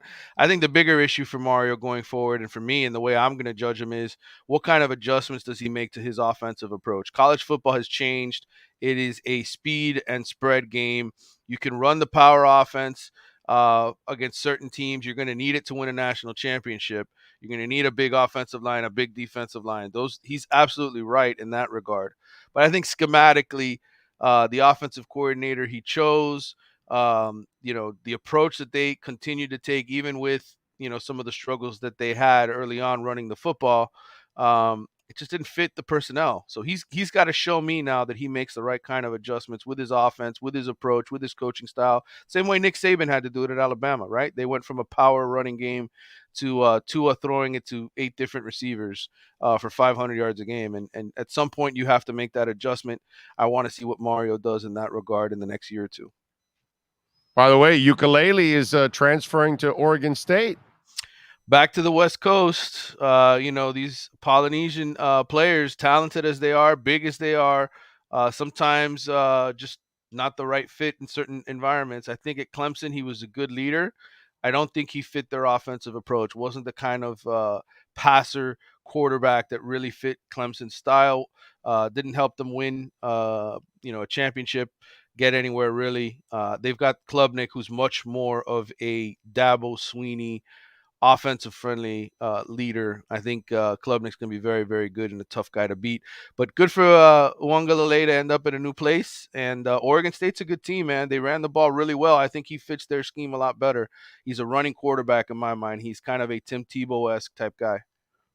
By the way, I'm reading a story on Pro Football or College Football Talk or whatever the hell they want to call it, and Marcus Freeman has an assistant coach by the name of Al Golden. Yes, on the defensive side, yes. Yes. And it says when Notre Dame head coach Marcus Freeman repeatedly points out in length of the pair of defensive end signees, the speed of one cornerback signee, the mindset of the other, it speaks to both the traits about to join the Irish roster and the things Freeman and his coaching staff look for on the recruiting trail, both as functional usage of a pile of quotes from Wednesday start to the December signing period and an efficient means to publication during a holiday weekend. Let's pull every quote from Freeman and defensive coordinator Al Golden on Notre Dame's dozen defensive signees in the recruiting class of 2023. And Al Golden on his defensive quartet, they all have a chance to compete early, and that's going to be important, obviously, for depth, length, rangy, probably in the 240 range right now. At some point, we'll be here to get him to the 255s, 260s, I'm sure. Vernon brings physical assets. He's tough. He's strong. He's a competitor. Houston, he's another guy that brings size. Mukham strength. Right. So Al Golden, baby. Yeah, he's been there, for a year or two now, I think, on the staff. He was with the Lions and Bengals before that in the NFL. He kind of disappeared. Everybody, while he was suing Miami and all that was going on behind the scenes, the lawsuit. But look, good for Al. Al was one of those guys when he got hired. Tom Lemming, who's been in this business a long time, reached out to me immediately and said, "Man, Hurricanes are getting a really good one. He's going to be a really good coach there." And I said, Tom, do you realize how different the players that he uses at Penn State are to the players in Miami's backyard, the ones that he can actually recruit? They're physically not built the same. This is about speed down here. I said, I don't think this is going to work. He says, I'm telling you, he's a great recruiter. He did a great job at Temple. He's going to come in. He's going to kick ass. And well, look, he had a lot to deal with while he was here at Miami and, the Nevin Shapiro scandal and all that. But Al never got it right, never fired his best friend, Mark D'Onofrio, never changed their defensive approach, and that ultimately did him in. Yeah, no, maybe he's just not a head coach. That's all. No, some guys are coordinators. There's nothing wrong with that, dude, at all. Absolutely. Nothing wrong with that. Nothing wrong with that. If you're an excellent coordinator, it is what it is. I really think, the more I do this, I really think that the secret of a great head coach in college football isn't just that he can hire great guys around him, but really it's recruiting. It's what he can do to help recruit elite players to your program. Is he a closer? And that's why Mario's the right fit. That's why I've always felt that way. I'm with you. Follow him on Twitter at Manny_Navarro and catch his work at The Athletic every single day. Better yet, subscribe like I do. Manny, as always, thank you, my brother. Appreciate you immensely. All right, brother. Take care. Happy holidays. Happy holidays.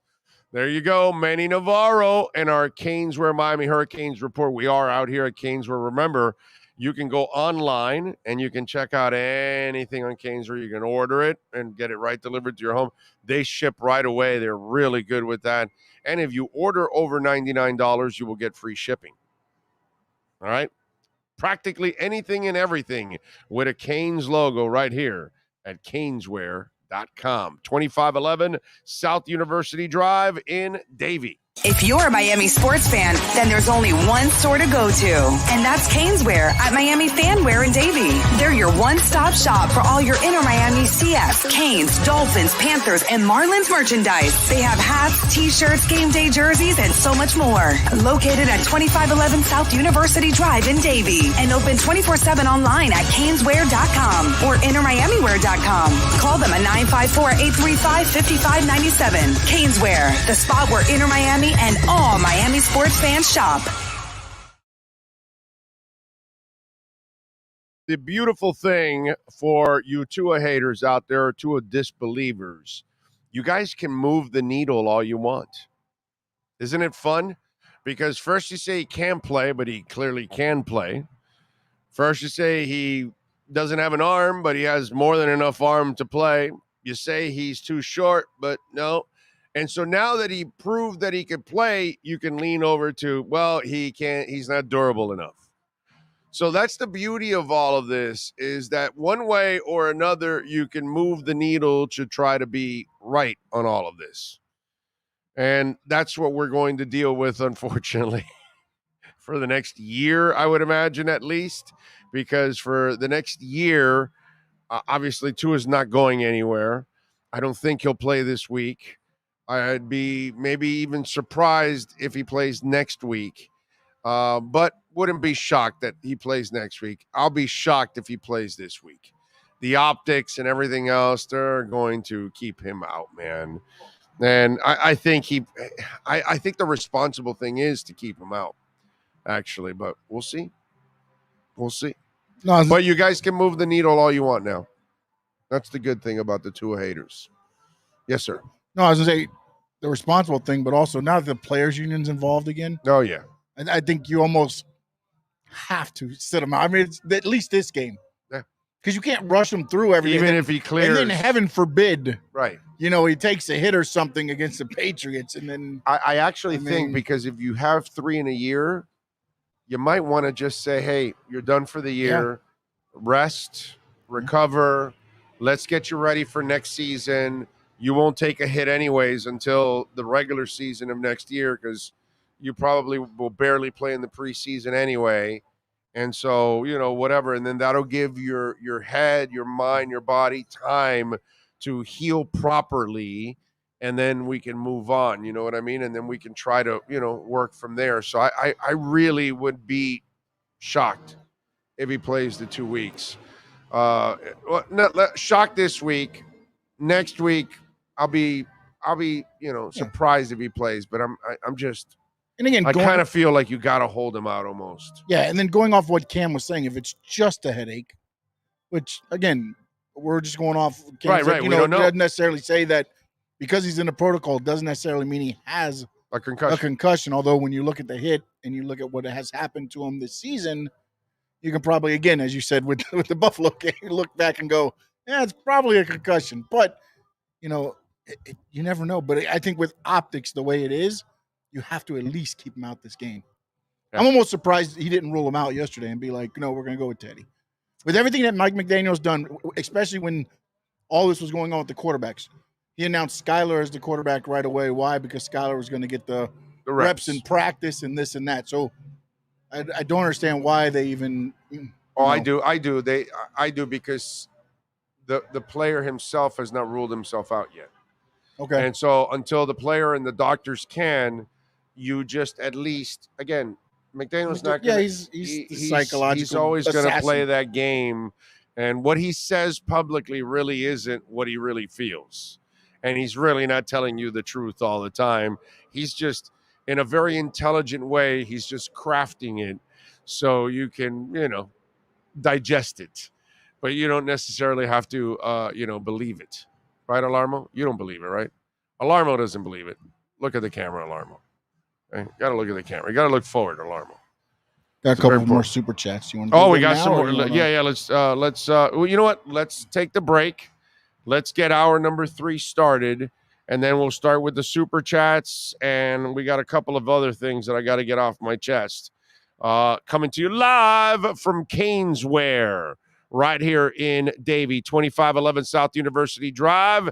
Sean Stanley is, of course, he masters this entire platform. We thank, of course, Brett, Jeff, all the great people out here at Caneswear, right here in Davie. We'll be out here for at least another hour. Come on by and say hi. 2511 South University Drive. Back with hour number 3 right here on the Big O Radio Show.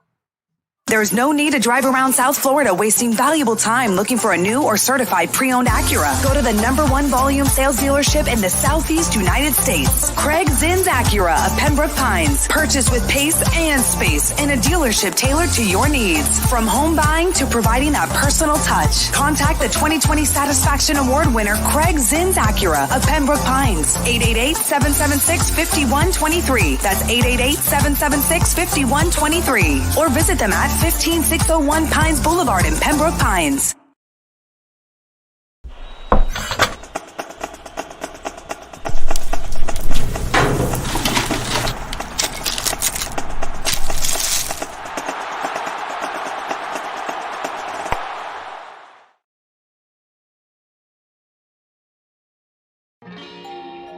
Oh, great. You have a doorbell camera. Now you have a front row seat to your house getting robbed. They're breaking into my house! Ooh, there goes the TV. I'm sure it'll turn up at the pawn shop. No, not the TV! Just because you can see them, that doesn't mean you can stop them. With Slomans, you get 24-hour monitoring, a free home security system, and professional installation. Plus, free doorbell camera, one that'll actually work for you. Get out of my house! Get out of the house! Call 1-800-ALARM-ME. When you move, you need a reliable company led by passionate folks, eager to assist its customers during a transitional process that needs to be smooth. Call Essential Moving Experts at 844-368-5750 for all your local and long-distance moving needs. You can rely on Essential Moving Experts. Mention the Big O Show and get $150 off. Family owned and operated, they offer free 30-day storage, full-service moving, fully licensed, bonded, and insured. Moving was never so easy. EssentialMovingExperts.com. For over 16 years, EJDConstruction.com has provided South Florida residents quality craftsmanship, accurate project management, and exceptional service. That's why EJDConstruction.com is an A-rated member of Angie's List and the Better Business Bureau. When you're looking for the right custom home builder for additions or home remodeling, please call my friend Eric at 305-433-4843. That's 305-433-4843 for EJDConstruction.com. Welcome to Red Light Therapy, a revolutionary technology perfected by NASA to aid in muscle strengthening and recovery. Red and infrared light has the capacity to penetrate deep into the cell's mitochondria, potentially leading to increased energy, faster recovery, and the optimal performance your body demands. Train, fight, recover.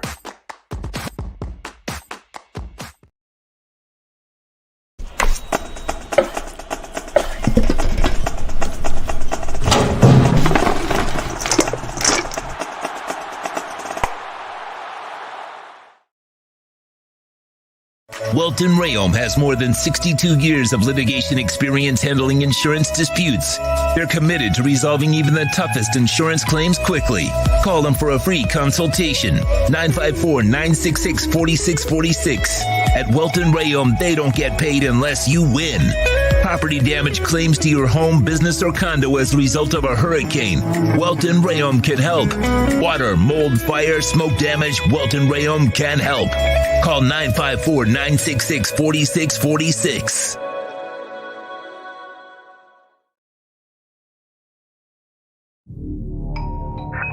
I think I know what this is. Houston, we have a package. Hello? No matter where you are, the Sloman Shield home security system guards your home. With next-gen perimeter protection, 24/7 monitoring, and interior motion sensing. And right now, get a free Sloman Shield security system and doorbell camera, all professionally installed, for free. Shield your world, the Sloman Shield.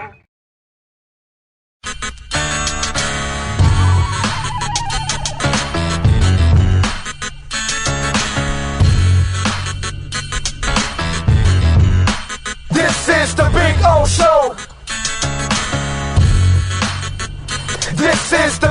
O Show. This is the Big O Show.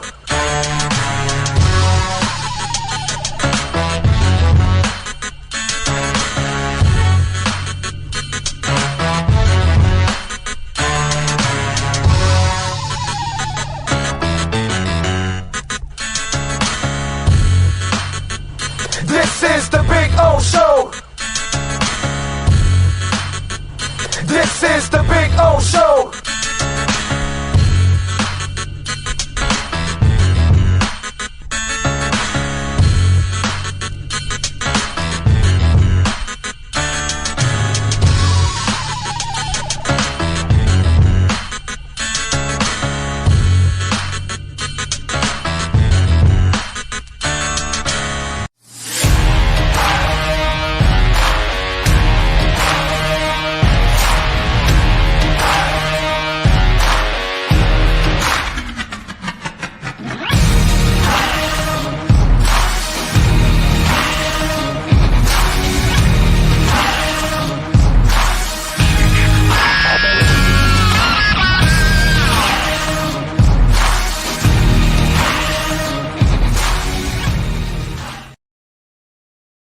The viewpoint statements or beliefs expressed on the following program by the host, guests, or callers are not necessarily the opinions of FantasyXS.com, Media Group Inc. ownership, management, sponsors, or website.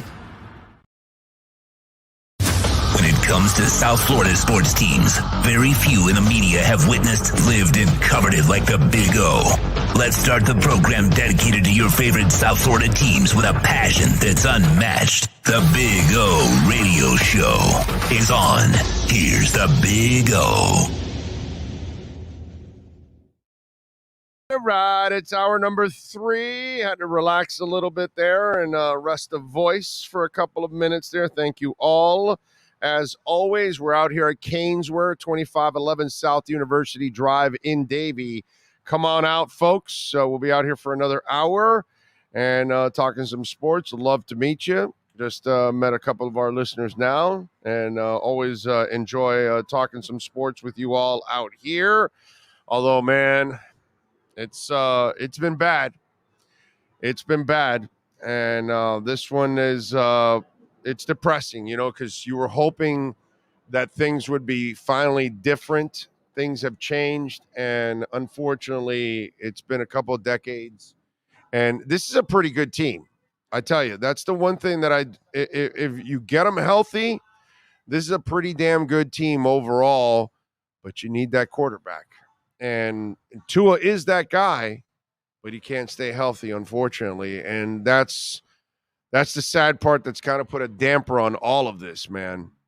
All of this. It's I gotta tell you, it's really depressing. There's no part of me that can try to turn the corner and spin this and tell you, well, we're all going to be fine and everything is going to work out and the sun's going to rise and they're going to win a championship. And yeah, I'm not going to do that. That's not who I am. That's not who I've ever been. And, I really like this team. I like what Chris Grier has been able to put together with his staff overall. But unfortunately, the one thing that he has to hit on is the quarterback. And if Tua cannot stay healthy, that is going to kind of ruin the entire equation. Now, let's talk about this now. It is time for Mike McDaniel to show me a little something as a head coach, because at times, you're going to have to win without Bam and Jimmy. At times, you're going to be stuck inside a bubble, and you've got to adjust. At times, you're going to be handed Johnson, Dion Waiters, and Whiteside, and you got to make chicken salad out of chicken. You know what I'm talking about. And there are times where your team can't score a lot, but you got to find a way to fight through it. And my God, you made it all the way to the Stanley Cup by clutching and grabbing and riding a hot goaltender. Sometimes Dan Marino gets injured and Doug Peterson has to come in off the bench, a guy nobody knows. You all know him now as a coach. But back then, when he was backing up Dan Marino, he was a nobody that nobody knew. But Don Shula got his 325th win with Doug Peterson at quarterback. Okay? So my point is, there are times that you've got 8 players on the court and Michael Jordan and Scottie Pippen are coming to town and Rex Chapman hits 39 and you win the game. There are some things that I'm talking about right now that some of you weren't around. You're too young. You have no idea what I'm talking about. When Earl Morrall comes off the bench for Bob Greasy and carries you all the way to the playoffs and then lets Greasy take over after that to finish the job.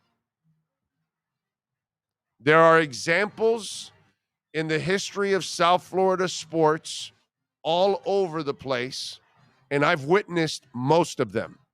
Okay? And the next 2 weeks are the weeks for Mike McDaniel to show us some coaching. You failed when Tua was out for 2.5 weeks. You couldn't come up with a victory. Well, you need to come up with a victory or two here in order to get into the playoffs. You've got a backup quarterback that is at least capable of managing a game. He's not really going to carry you. He's not going to be a difference maker. Teddy Bridgewater has never been that. But it's your job as a coach to manage the game. When the running game is working, use it. The good thing about Teddy is he will get rid of the football and he will use the check down. One of the things that Tua got a little drunk on over the last few weeks was the big play, and not enough check down. And, you know, I don't want you to be Chad Henne checking down. You know what I mean? I don't need you to be Ryan Tannehill scared to make a play. But I need you to also take what the defense gives you at times because the big play isn't always there. So Teddy will play that game. I like that part about it. But it's up to Mike McDaniel now. And to me, I need Mike McDaniel so I can feel better about him in 2023. I need him to start showing me that he can make a difference in certain games when the chips are down, when you've got a little less to work with. You're not facing two great offenses. Now, the defense for the Jets is very good. The defense for the Patriots is very good, okay? You are facing two excellent defenses. Teddy Bridgewater, all he has to do is facilitate and get the ball to the playmakers. It's not like he has to carry the offense, but more importantly, Mike McDaniel is the guy that goes through a test here for the next 2 weeks. And to me, that's what I'm going to be assessing in Mike McDaniel, because there are things about him that, you know, he's young and he's got to figure out. And next year, I need to see that year that he figures these things out, because after next year, he gets on my hot seat if he doesn't figure things out in 2023. Okay? If I don't see him stay with the running game when he should. You know, if I see him where he's just constantly wanting to dial up deep passes all the time and not work the underneath stuff, or make dumb decisions at times, like putting a Braylon Sanders in a position that he's not ready to perform at. Or Mike Gesicki, who's a weapon, and yet you're so stubborn, you don't find a way to get. I mean, there are different examples that I can go through, but he's a young coach, so I can give him the break of the first year. If I see all those things happen again next year, then the breaks are gone, and so is my, belief and support in Mike McDaniel. But before we get to next season, where I need to start seeing, the improvement, I need you to make a difference here in the next 2 weeks. You're not facing the Chiefs and the Bills. If you're facing the Chiefs and the Bills, I'll say, I like Mike McDaniel, but I don't think any coach is going to get you through with Teddy Bridgewater against those. But against the Jets and against the Patriots, those are offenses that don't scare you. The defense can keep you in the game. Offense, figure out a way to win the game. Mike McDaniel, it's on you, buddy. You got to show me some coaching, man. I've seen it from Spo all over the place. I see it from Jim Larinaga every single freaking season. It doesn't matter what kind of players he has. Most seasons than not, yeah, he'll have an off season every once in a blue moon, but more often than not, he's going to impress me with whatever he's working with. He will maximize it. Certain coaches, Don Shula showed me, Pat Riley showed me over and over again. There are coaches throughout the history of South Florida sports that have had, things that hey, let me give Phil Neville a little love this year. The way he handled the whole Higuain situation at the beginning, like, yo, dude, you're not in shape. You're going to the bench. And he rode Leo Campana until Leo Campana, unfortunately, could not, keep his body together. And that poor kid had a whole bunch of it, but then he moved on to other guys. And then he brought Higuain back on, and Higuain found his way. Phil Neville showed me a little something last year, the way he adjusted to a lot of adversities with his team. More than deserved an extension. Show me something, Mike McDaniel. Okay? You're witty. You're super smart. You know offenses. I want you to coach now. I want you to have your team as well prepared as possible. And I want you to show me something in these games that his coaching can make a difference and set things up. So the microscope is out, and we're going to be looking at what Mike McDaniel does as a coach over the next 2 weeks and how he handles this situation. All right. David Williams says, no more accurate quarterback, no more MVP talk. You guys were all fooled. The spot thrower. Yep, that's it. All fooled. We can say our secondary's bad. We have a Pro Bowl CBX, LOL. Right with Hill, Waddle, and that offensive line, Teddy gonna ball out in the cold. It won't be cold this weekend, right? I think we're back in the 70s by... Oh, that's right. It is up there. That's right. It is going to be... Yeah, that's right. It will be cold. But it won't be as cold also, because I think that system is going out, although it is going to be, cold. But, Teddy Two Gloves will be fine. I'm not going into, can he throw in the cold? He can throw in the cold. He'll be fine. He'll be fine. The New England one is there. The Jet one is here, is what it is. But it'll be fine. It's not going to be like a storm or anything like that. I think that's kind of gone already in the next day or two. I think it's gone, right? I think the system is kind of disappeared in a day or two. It'll be cold, I'm sure, but I don't think it's going to be as, crazy and all that kind of stuff. Yeah, Sunday's the 1st. Oh, they're going to have rain. That sucks. 22 degrees. Yeah, 22 degrees is 25% chance of snow. Then, yeah, maybe there's still a little bit of a system there, unfortunately. Not the, what is it, cyclone bomb?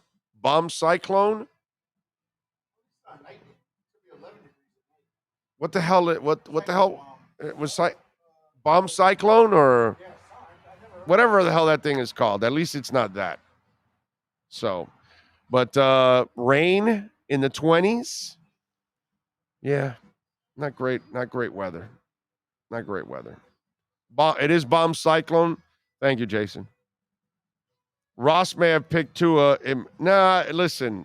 I don't think Chris Greer's got this is Chris Greer's pick. And unfortunately, this is, if Tua doesn't work out, Because remember, you got Brandon Jones and you got Raekwon in that one. It's not just the Austin Jackson and the Noah Igbenogany miss, but you can't miss on Tua. You cannot miss on Tua. And that's where this is bad for Chris Grier. All right. I can defend Chris Grier and like what he does, but obviously he's got to hit on the quarterback. And if Tua can't figure this out, which, it's hard for me to tell you he's going to figure it out when, once again, 4.81 seconds and he gets concussed. You know what I mean? It's hard. So this is going to be really difficult on Chris Grier, unfortunately. And he's done a really good job with the overall roster. I really like this roster. I wish it had luck because, look, Chubb breaks his hand. He's wearing a club. Chubb with a club. You know what I mean? It just doesn't end. It's not just Tua, but then you get Chubb. And every week somebody gets injured. Every week somebody's out for the season. They've lost so many people. It's been a disaster this year. It's not just that somebody gets hurt. It's usually like a playmaker gets hurt. Yeah. It's not a role player. No, it's somebody front line. Yeah. It's been, God, considering the fun that we've had with the offense, everything else has been nightmarish. The concussions with Tua, the injuries to all the guys, X with the groin injury. You trade for Chubb, he's a disappointment. Needham goes down, Trill Williams goes down in training camp. Byron Jones never comes back ever from the injury. It's just Emmanuel Ogbah goes out. It just never ends, man. Eric Rowe 2 weeks ago. And it's just so depressing. You know what I mean? It's like there's something against the Dolphins throughout the season. Like there's this dark cloud that hovers over the team, and it just doesn't allow it to enjoy anything for any length of time. It is really frustrating as a Dolphins fan. What do you got? No, I was asking, you want me to start some of the Super Chats? Oh, we have? Yes. Let's go to Super Chats. All right, this is Richard Ray. Now, remember, this is time frame, just so you have an idea of where the conversation was. It's about 11:35 in the morning. This is when this Super Chat came in. Okay. Big O, here's my prediction. Teddy Bridgewater gets us in the playoffs. Tua comes back and goes on another 4-game win streak. Go Dolphins. I would love that, man. I would love that, but we need more of him. We need more of Richard Ray's. We got something against us, brother. Something that keeps stopping us from enjoying anything, dude. Is crazy.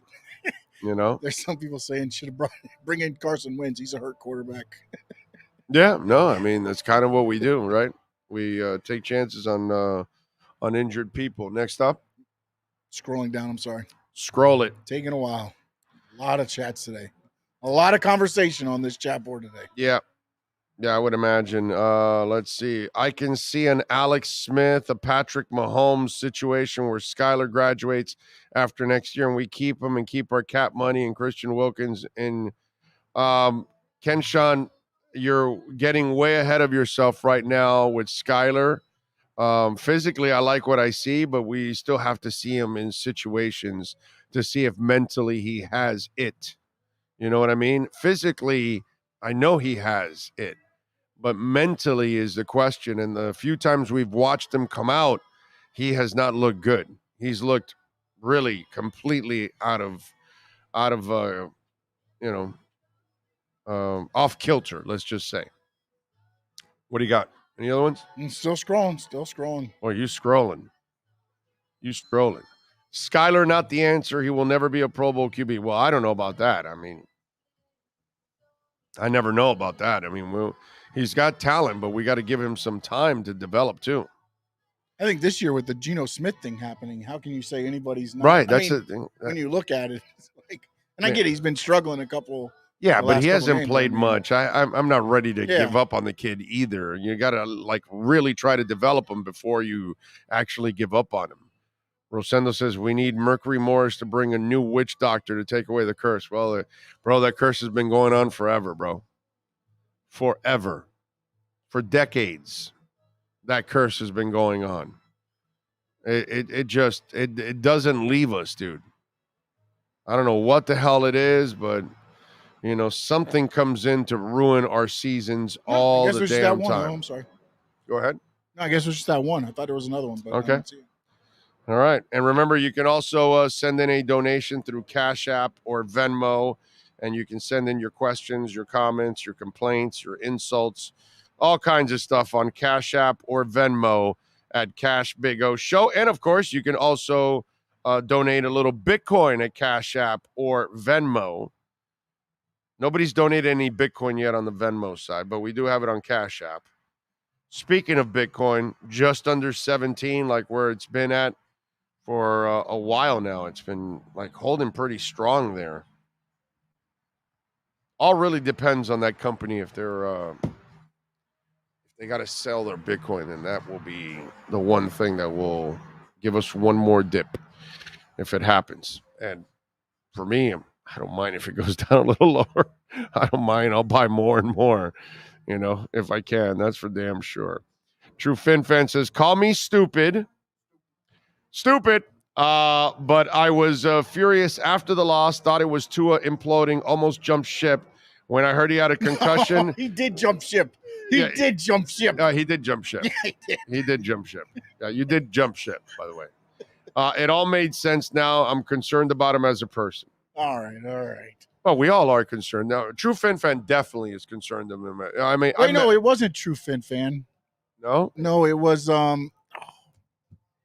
gotta look at the chat. Hold on. It wasn't True Fin Fan. I'm sorry. It wasn't True Fin Fan? No, it was not. It was the other gentleman that's always on here. All right. Big O, here we go again. That's indeed the play. He got concussed over 4 seconds holding onto the ball. That was a routine tackle, and he might be concussed. This literally might happen every year. No, it's Kevin. Unfortunately, dude, you know, this is the one thing that this is his real bugaboo. It ain't that he can't throw the ball or he's not tall enough or he's not. All that stupidity was already shot down. And I'm glad because I never thought that stuff. But the injury history, dude, that's the gamble that you took with Tua. That was the entire gamble with Tua, was his injury history. Nothing more, nothing less. And then as we talked about it a couple months ago, that I was concerned that he doesn't learn about getting rid of the ball. And here you go, 4.81 seconds on that play. And you get concussed. And this is, I know technically the second concussion, but we all know it's the third concussion. Even though in the Buffalo game, look, he was concussed here and he kept playing. Just like Buffalo. I'm sure he was concussed in the Buffalo game and he kept playing. And he played well that time. But the problem is that was your first concussion. Then you get the second one 4 days later. And now you get another one, what is it, 10 weeks later, 9 weeks later, whatever it is. And remember, they say, this part I don't know about because I've only had one concussion, but they say that after you get the first one, you can get easily concussed after that. And he already has an injury history as it is. So now you've got this on top of that. Kevin, this is the problem with him, unfortunately. This is it. It's not that he can't play. And that's what I said on Sunday. It wasn't a matter of physical ability. It's now a matter of, can you actually be available? And that's the sad part with all of this. You know? So we can't dodge the reality of his lack of durability, because that play right there, that's going to happen all the time in football. That's not a tackle that, oh my God, they slammed him to the ground. No, that's him and his body. Your body's going to go to the ground like that all the time. So you've got to risk worrying about him falling every time, that he might hit his head and that he's going to get concussed easily. Yeah, you can't. Yeah. True Fin fan says, it wasn't me, guys. Save me, Sean. LOL. Hold on a minute. Hold on. I went back to because again, we can track. Oh, because you got the super chats. True Fin fan, Sunday's post game. Sunday's post game, True Fin fan. I'm at the very end of the Tua plank. Feel like an a-hole for going from a doubter to a blind believer out of desperation for a real QB. Same old Dolphins. Yeah. I stand corrected, True Fins fan. Yeah, it you got was you. Yeah, you got off. You got off that bandwagon. We have the super chat to prove it. You know, there's a digital track for all of us. Everything that we do in life, there's a digital track. And everything that we do, where we go, everything, cell towers, tolls, all that. True Fin fan chimes in with another super chat. I said I was at the end of the plank, but not giving up. I'm too smart to understand that he's really good, and the QBs aren't waiting in the unemployment line. Amen. And that's why he'll come back next season, because you're not gonna find a QB. You know what I mean? You have to, like I told you, you'll have to go find some veteran that can be there with him and Skyler, and that he can fill in just in case if he has to. But they'll bring him back next year. They'll bring him back. Like I said, what did I tell you 2 months ago? What do we got to do to Tua? Shock collar. Did I not say a shock collar? Yeah, because he wants to be a baller. That's it. A shock collar for the baller. And McDaniel just stand on the side and get rid of the ball. And that's it. Look. Yeah, and that's all you got to do. Okay? A shock collar for Tua Tagovailoa next season. And then you can solve the problem. Get rid of the ball.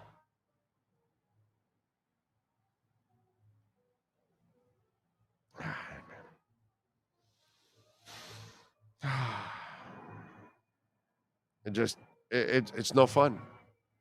It's no fun being an illegal alien. Rosendo says this is so depressing. It is. It's depressing, and there's no other way to look at it. You know, this is more depressing because of the 25 years leading up to this now. Yes. Like, I mean, you know, again, like if it's the Heat and it's you're looking not just at this, the season. the Heat. They adding on to everything that we've already gone through, right? It's not.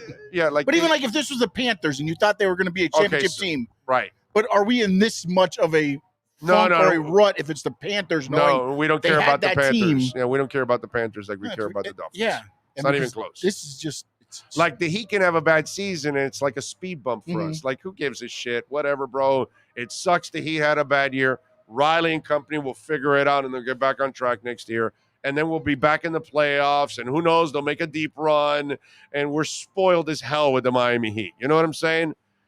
So we don't worry about but with the Dolphins, it's like it's the same old, bro. It just like doesn't ever change. And that's the worst part about it for all of us, that this is the same shit we live with every year for decades, bro. And it doesn't matter what it is. You know how many times they've had these kind of seasons where they start really well, and this dates back to the Shula years, where they've had seasons where they start really well, and then all of a sudden they just lose everything.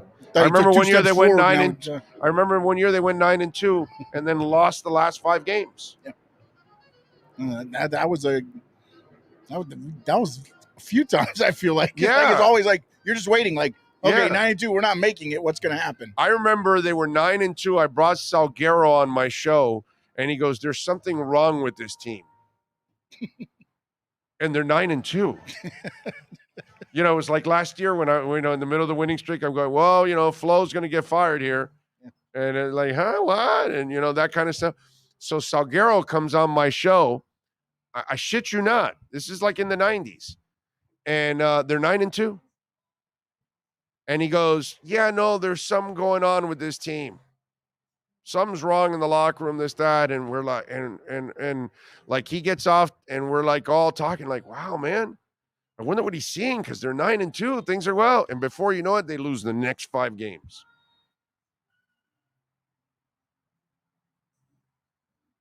And, I had the callers. Oh, so he's just being negative. No, dude, he's in the locker room. He's talking to the guys.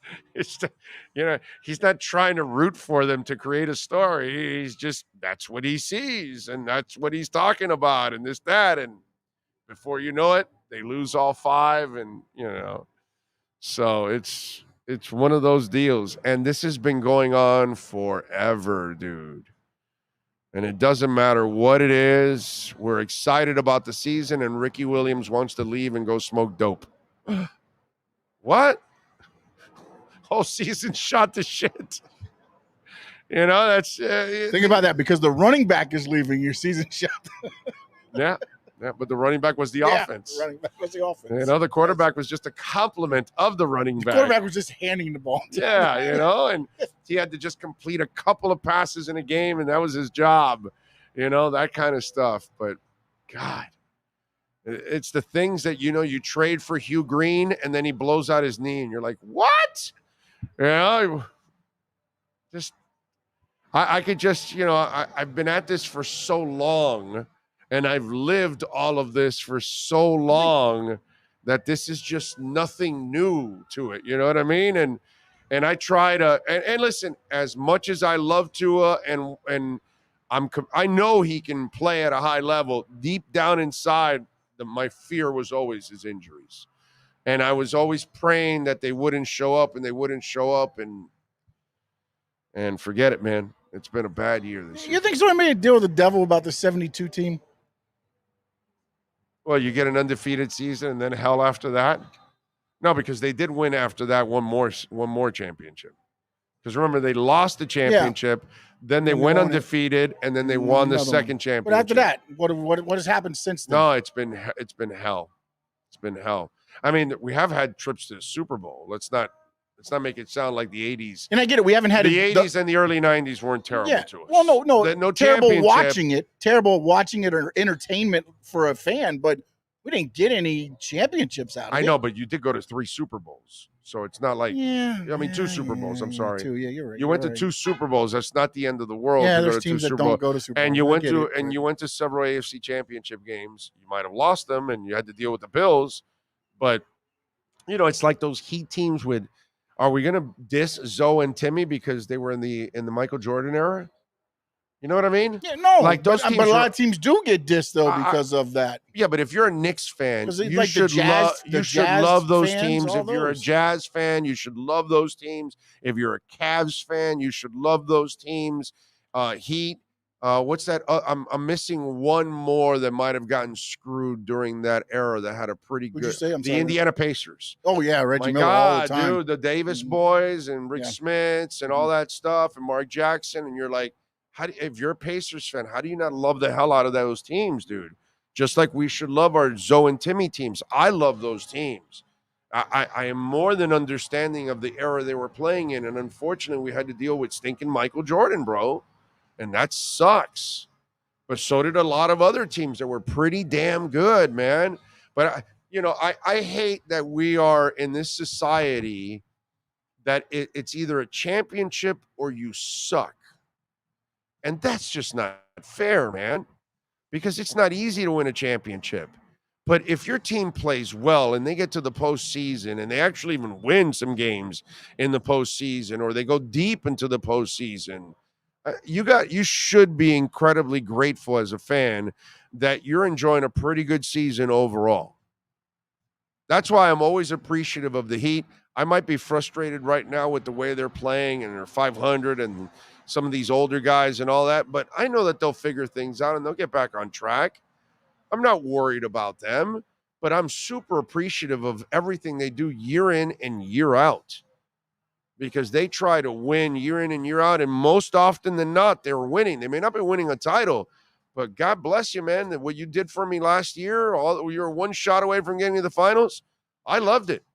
The bubble, you got to the finals, you had the bad breaks with the injuries. Am I going to hold it against those guys? No, man. I might be a little different in that sense than some of you out there, because it's almost this attitude that if you just don't win a championship, you're useless. You know what I mean? And that's just not right. Then the Heat are useless a lot? No, they're actually fantastic a lot. A ton. More often than not. The Dolphins, okay. The Panthers, yeah, I get it. The Marlins, oh my God. I get it. I understand teams that don't win, don't get into the playoffs often. We can be critical of them, but I just kind of think that we get to this extreme that's kind of ridiculous. And we almost, I don't think that we really appreciate how hard it is to just win. The defensive thing now in the NFL, that we've got people like, oh, well, you got to shut them down. You got this. No, dude, in today's NFL, very few people are shutting anybody down. Unless you're playing such a shitty offense like the Colts that, they're going to have trouble scoring. So there are some teams that you'll run into, the Ravens or whatever, that, right now they're not scoring well. So it's going to be a low-scoring game. But any team that has an offense, they're going to put up points and they're going to put up yards. And in this NFL, if you're playing against another team that can put up some points and some yards, just survive. It's almost like we also have fans that need style points too. Yeah, fantasy football, exactly. And just win, dude. I don't care how you win.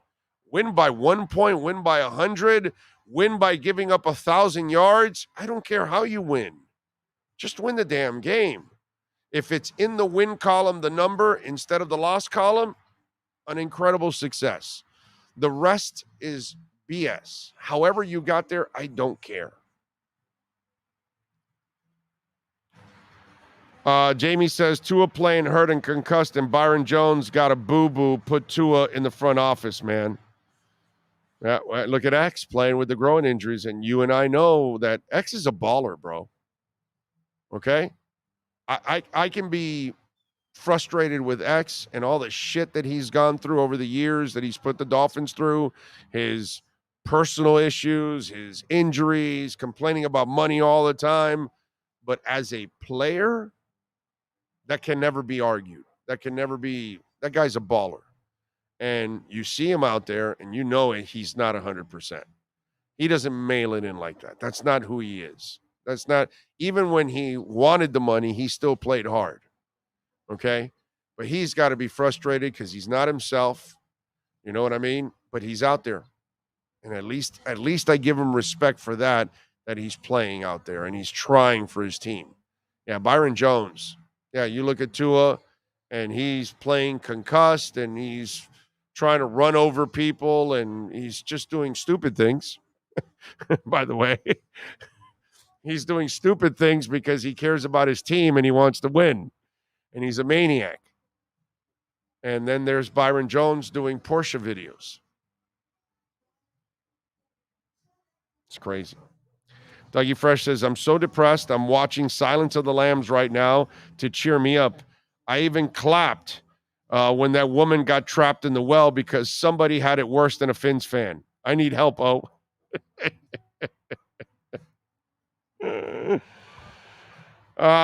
Forgot to read the super chat, Big O. Oh, I missed the Karen super chat. Oh, I didn't see it. I got Juice at 5 here. Oh, here we go, Karen. Thank you, Karen. I apologize. I came up with a Dolphin survival kit, expected to make millions. Will contain 72 Fins DVD, tissues to wipe away the tears, Josh Allen voodoo doll, remote control replacement, alcohol, and alcohol. It will make millions. That's a really good survival kit right there for a Dolphins fan. Yes. And you did the night one, right? Tua equals Parker, all the talent, good kid, unhealthy. And Juice F5 says, if Tua retires, where did Fins go? Tua's not going to retire, and listen, man, we'll address all those kind of things once we cross that bridge. You know me, I don't like to waste my time with hypotheticals. What if this? What if that? And then we talk about something for a half hour that's never going to happen or slim shot at ever happening. You know, I personally don't think he has any thoughts of retirement. I think his crazy ass wants to play this game. Okay? So that's kind of the way I look at it. I think Karen's already sold some of the kits also as well on the chat. Got people wanting to buy them. Oh, I'm sure. Big O Saul. So we need the Jags. Who else to get? I don't care about Anthony. I don't care about needs and all that shit. I don't. I'm not playing that game. That game that we've been playing for 20-something years about needing help and all that shit. I don't care about that. You know, I want a team that can make the playoffs on their own and they don't need any help and this, that, because when you need help, then that means you're just going to get an ass kicking and get sent home. So to me, I don't really give a shit about that. I just we'll talk about the Patriots game for the next couple of days. We'll discuss how they can win this game and all that stuff, and we'll have some fun with it. And hopefully Teddy has the game of his life. I'm rooting for Teddy. As much as I may not have a lot of confidence in Teddy, I'll be rooting big time for Teddy, and hopefully he can have a terrific game and somehow win. But I am not worried about who loses and all that stuff. I'm just going to try to focus on the game, and we'll talk about the game, and we'll talk about the Dolphins' issues, and then we'll get into the off season. You know what I'm saying? So right now, I'm not worried about any of that stuff. So what are you going to do? What happens to Tua's anticipatory elite skills the next Joe Montana? Well, hey, man, you guys can take all the shots you want. If you want on the whole Joe Montana stuff, and, you know, I deserve it. I have no problem with that. I know what I'm going to get from a lot of you out there. I've been at this for a long, long time. And so you idiots were wrong that he couldn't play. So that part, you'll never win that argument. You already lost that argument. Anticipatory skills are fantastic. He's a terrific passer, but you're bailed out by the injury. And this is where he is going to hurt himself, unfortunately, because that was the real bugaboo. The idiots like, what's it called? Two Pistols, who are too stupid and really can't figure out what real talent is. I get it, my man. So you can put up all the happy faces and take all the shots and all that stuff. The kid already proved he can play easily and play at a high level. Problem is, he can't stay healthy. And that was his real issue. And that's the only thing that I was ever concerned about going into the draft with Tua. And unfortunately, this is his real problem. His real problem isn't his height, isn't his arm, isn't it that he can't play. His real problem is that he can't stay healthy. But if you need that to make you feel better because you got it wrong, because you said he was too short and the arm and all that, you know, Two Pistols, my brother, whatever you need to make you, you know, sleep at night and feel better about yourself, that's fine, man. That's fine. So it's all good in the hood. So knock yourselves out and post all that stuff up. You know what I mean? Kid can play. That was, all of you were proven wrong on that. So that part, you lost that argument already. You're wrong. Now, if you said Tua was not a good draft pick because he can't stay healthy, you're 100% right. Everyone that said that is 100% right. Anyone that said he can't play, you're all wrong. That was already proven. So, however you want to look at it, my brother, however, like I said, the Tua haters can move the needle however they want. Right? You said he couldn't play. Well, now you were wrong on that, but you now, because, well, no, I also said he was endurable. So I said he's not durable. See, he's not good enough. It's all right, man. Whatever. It's all good. Let's see, what else do we have on there. Let's get some more crypto investing advice. LOL. Yes. Tua was perfectly healthy in this stretch of 4 games and played horribly 3 out of 4 against top teams. Yeah, I know. And he played very well against the Bills. And he kind of, he actually played well this week too in the first 2 quarters before the concussion. But it is what it is. So, what are you going to do? Please, no one hates Tua. Don't be copycat. He is just not a good NFL player. Sid, you're just a clueless idiot. Okay? But you're all clueless idiots. Every one of you that say he can't play, you're all clueless idiots. How do you like that, Sid? You good with that? You're a clueless idiot? That's all. But I Sid, you kind of do it all the time on the chat board and all that, and then you show up to Hialeah Park because you want a picture. Come on, man, give me a break, dude. You're all a bunch of idiots if you think he can't play. You know what I mean? If you're still on that one, then you're just dumb. That's all. He proved by a mile that he can play.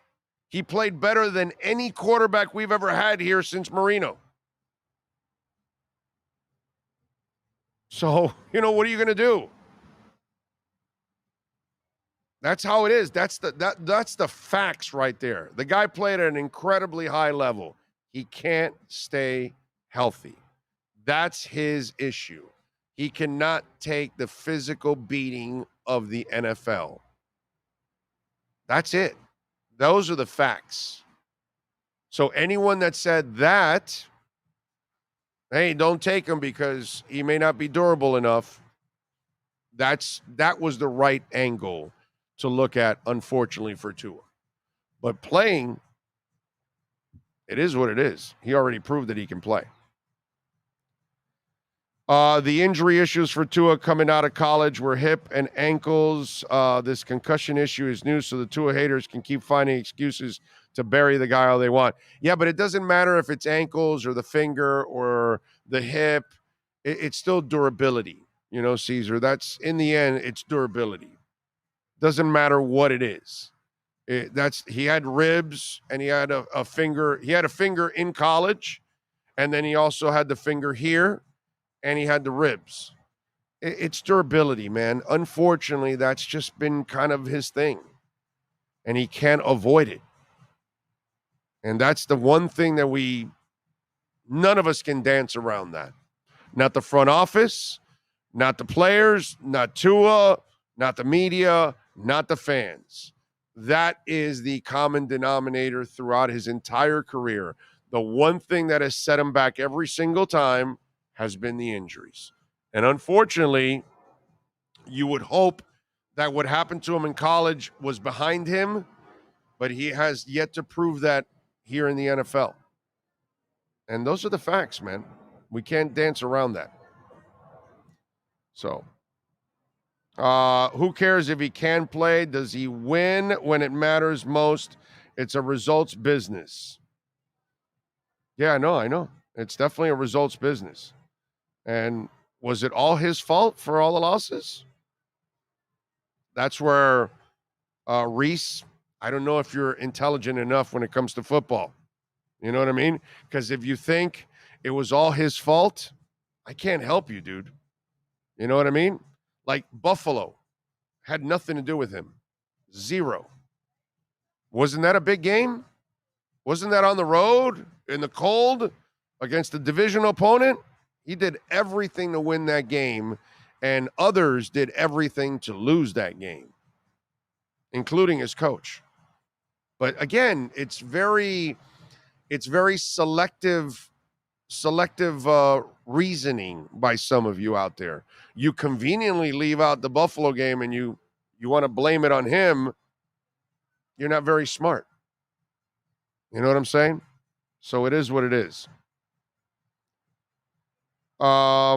Let's see. You don't bet the house on a fragile QB. The tank for Tua was one of Miami's all-time worst decisions.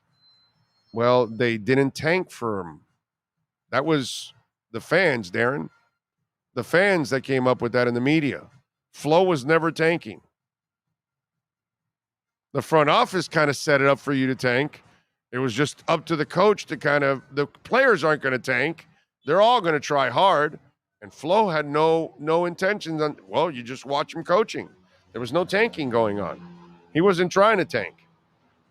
But again, if you want to create a narrative, you can go ahead and create a narrative if you want.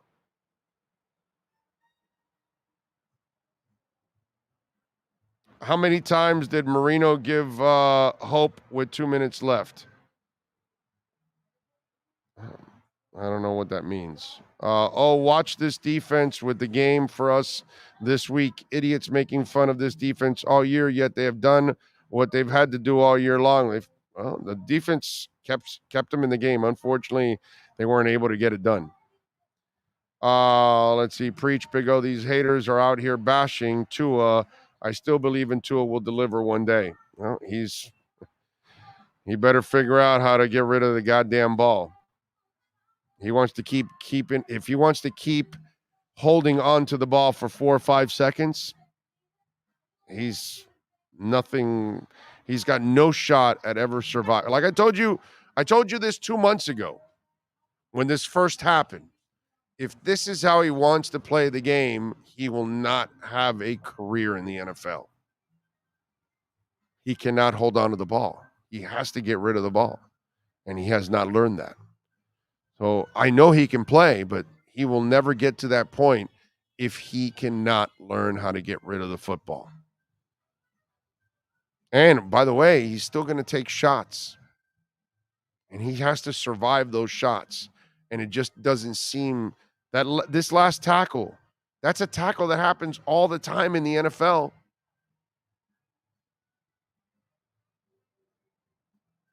He got up like nothing. Watch it. I went back after I saw the highlight that was going on all over on social media. I went back to watch that scene, and he got up like nothing. And I don't know, maybe he felt it, and so he was fighting it and said, yeah, I'm not getting out of this game. I don't know. Who knows what? Does it really matter in the end?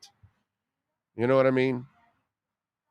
It's just sad that this is what we have to deal with. So that's how it goes. Big O, how about learning how to get down and take a sack and get hit? No. That's he has not learned how to do that. We will beat the Patriots some way. Jets lose to Seattle. We clinch. Tua comes back for the playoffs. Book it. Big O reminds me of Dwight Schrute calling people idiots. I don't know who Dwight Schrute is. Have no idea. But if you think that Tua can't play, you are an idiot. I mean, that's just pretty simple. It's incredibly stupid. If you think he can't play, you're incredibly stupid. Like, he proved he can play. What he proved is he can't stay healthy. He can't take an NFL beating, which you got to be able to do that in the NFL, unfortunately. And he's also proving that he's incredibly hard-headed, that he doesn't learn how to get rid of the football. Okay? And I'm going to blame Marcel Louis-Jacques for this injury, for demanding off-script plays. Okay? This is what happens when you listen to Marcel Louis-Jacques and you hold on to the ball for 4 or 5 seconds because the initial play broke down and now you got to do some off-script stuff. Okay? And I told Marcel he's not an off-script quarterback. You see? So let's blame Marcel Louis-Jacques for this. Off script.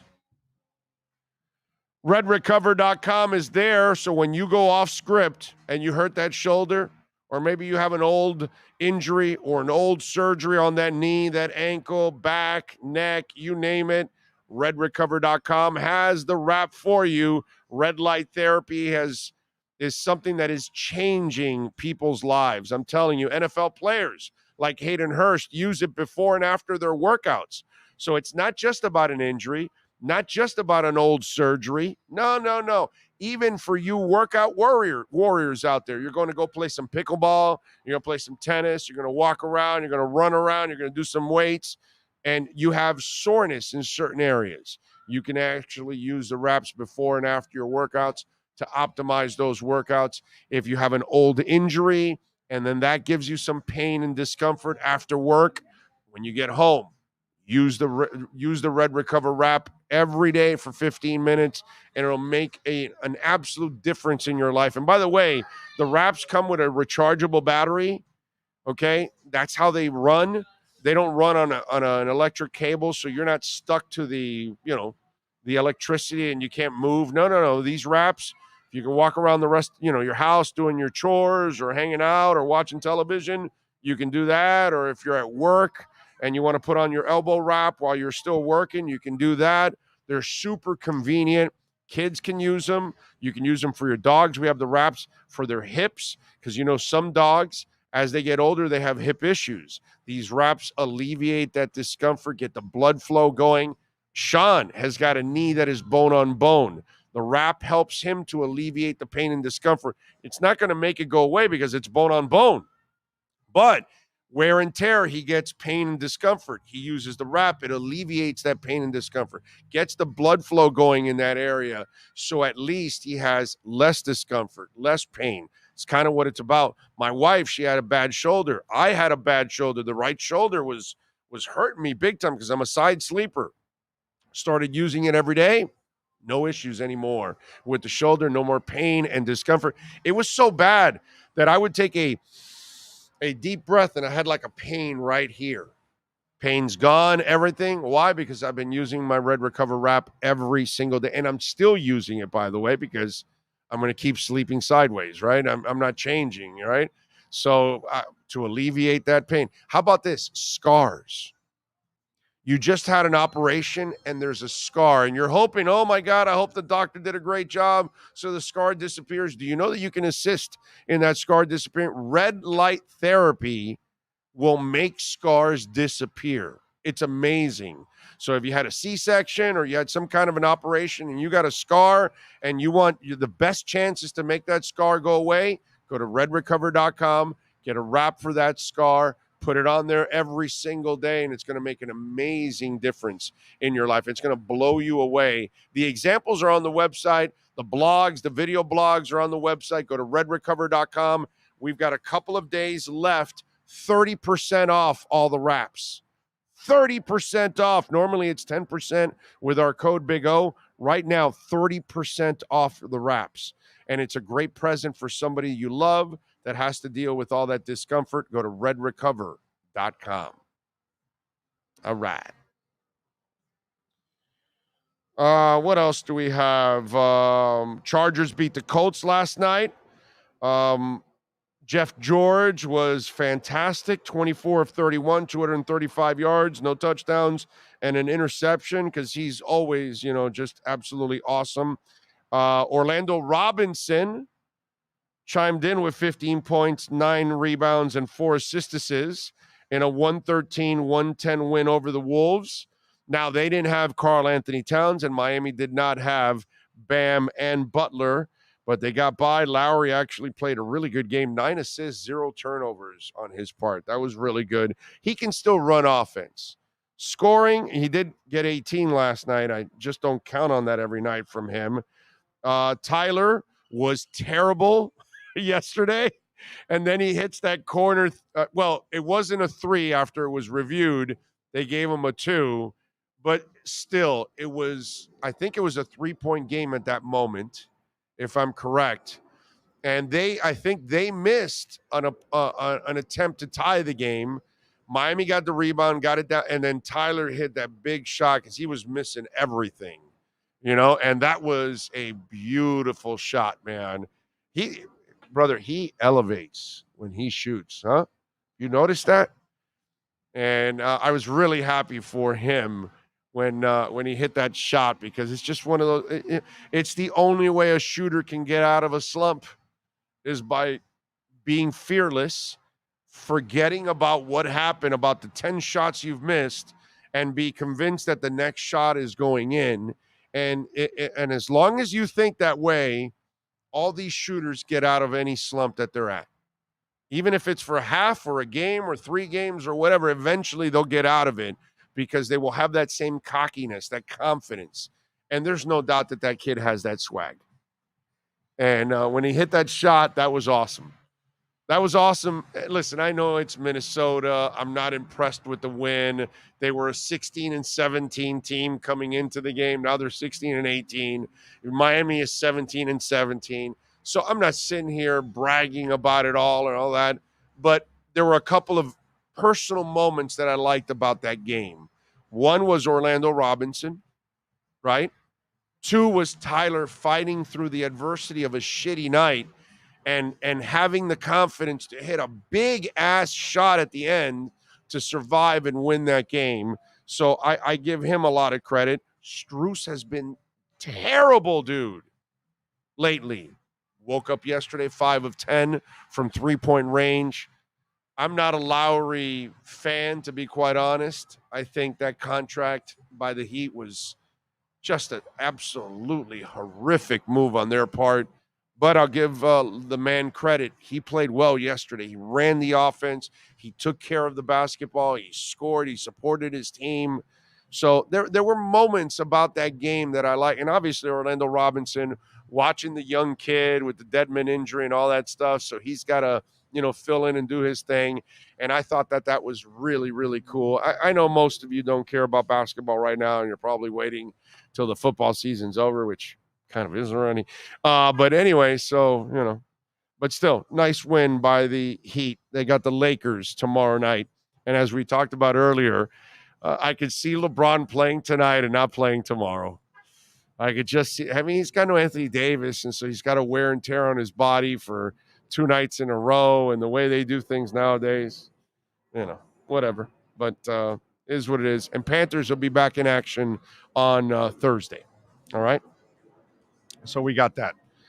What else do we have? Jeff George outperformed Joe Montana mixed with Drew Brees in their head-to-head matchup.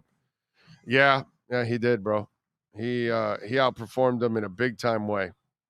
That happens. What do we have? Oh, okay. Super chat. I passed one up. I'm sorry. Cap for life. So we are giving up on Tua this year. Why the hell hand him the starting position next year? Is that not the definition of insanity? Think about that. So he is off the plank. He jumped off the plank completely there. Oh, that's Cap for life. That's not Fin fan, right? That's right. True Fin fan. That's right. Cap for life. Cap for life. What's the options? Go ahead. Thanks for the super chat, but what's the options? What are you doing? Well, what's the answer, Cap for life? Because I'm dying to hear this one. What's the answer? What answer you got? You know what's coming. No, I'd like to know what's coming. Let me see if I can. No, what's coming? No, I know, but you can't even do that. You can't even do that. Okay? So it doesn't really matter. It would be a stupid move, an incredibly stupid move, but you can't even do that. So what are you doing? What's the realistic move, Cap for life? I can't wait to hear this answer. Realistic move. Tell me what's realistic. Okay? What can they do that is going to fix the problem next year? And it's going to be better than the option that you have now in Tua. What is it? I'd love to know. Yeah, Reese comes in with the stupid-ass Brady. Okay, sure. All right, any other stupid suggestions? Lamar. First of all, you got to pay Lamar a whole bunch of money. They don't have the cap space for it. And you're also stupid if you think Lamar can actually pass the ball. So any more stupid things? Garoppolo is he's more injury-prone than Tua. Think about that. By XJ, by Lamar, Garoppolo, Rodgers, you can't afford either. You can't afford, and you have to trade for him because he's under contract. Again, any more stupid comments? Let's go. Any more stupid comments? Because you guys are idiots. You know nothing about this sport. You don't understand the business side of it. You just can't make a move to make a move. Cap for Life, where are you, bro? Where are you? Where are you, Cap for Life? Please, where are you?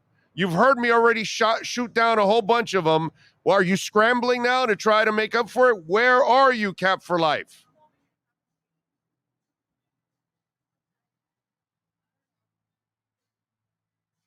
Kyler's under contract. Stupidity 101.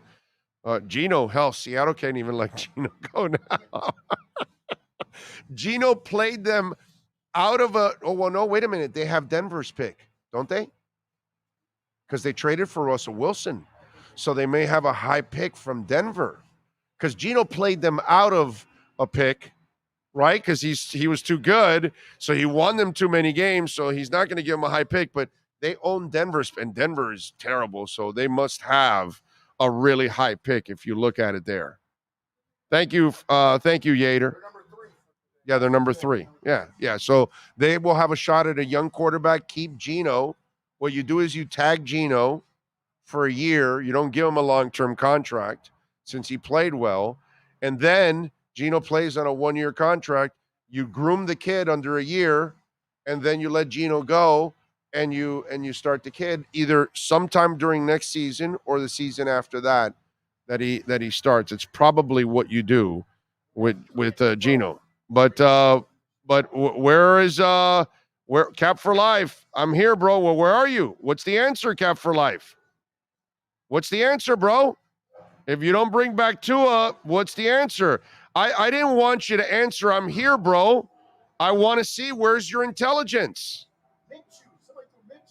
Yeah, Minshew. That would be good. Come on. Where's the answer, my man? I mean, if you have all the answers, if it's insanity to bring Tua back, and you think there's like 80 options out there. Derek Carr. Derek Carr has been put in all kinds of situations and never comes through. That's who you want? Derek Carr. Come on, man. I mean, that's the problem with you all.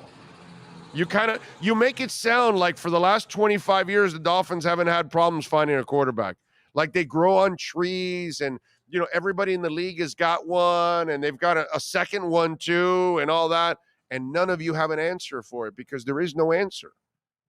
There are no real good options out there for you. You're stuck like Chuck right now, the way where you're at. And in the end, you're coming back with Tua.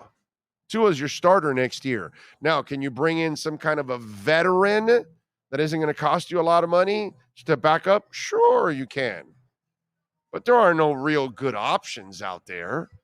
Derek Carr? Give me a break, dude. Derek Carr chokes in every situation he's been in, unfortunately. And I like Derek Carr. But you gotta go by what's there. And Lamar Jackson can't even pass, dude. He can't even hit the side of the barn. You're going to change your entire you're going to have a pass offense and you're going to change it to a run offense. You know how stupid some of you are even thinking Lamar? Come on, man.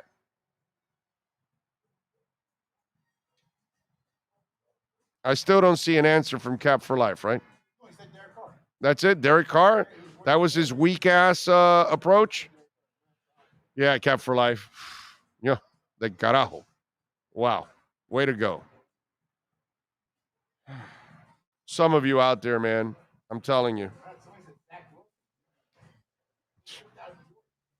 Zach Wilson. Zach Wilson. Love it. I freaking love it. Zach Wilson. I wouldn't mind bringing Zach Wilson here only because, the mom comes with it. So at least you get a little hottie down here. So it's not bad. Get some hotness in the press, in the media.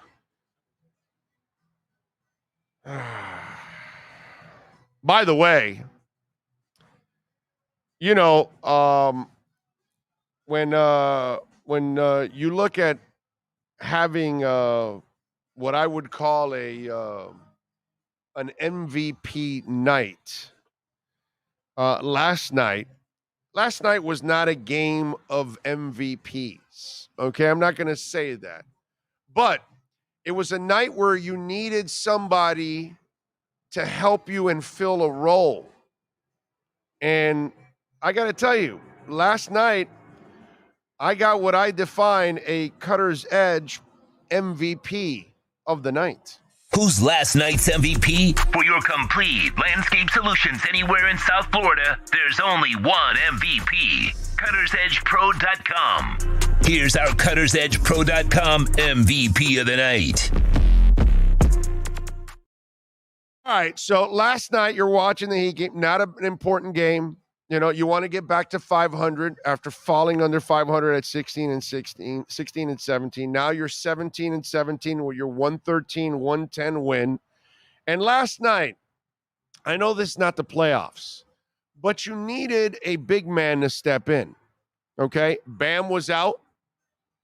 Dedmon's out. Yurtseven's out. And all of a sudden, you have a draft pick by the name of Orlando Robinson, a kid out of Las Vegas, a kid that Sean and myself actually saw for the first time out in the summer league. And we said, wow, interesting dude. He is kind of electric. He is aggressive. And they needed a big body last night to step in. That young man, remember, he's a rookie.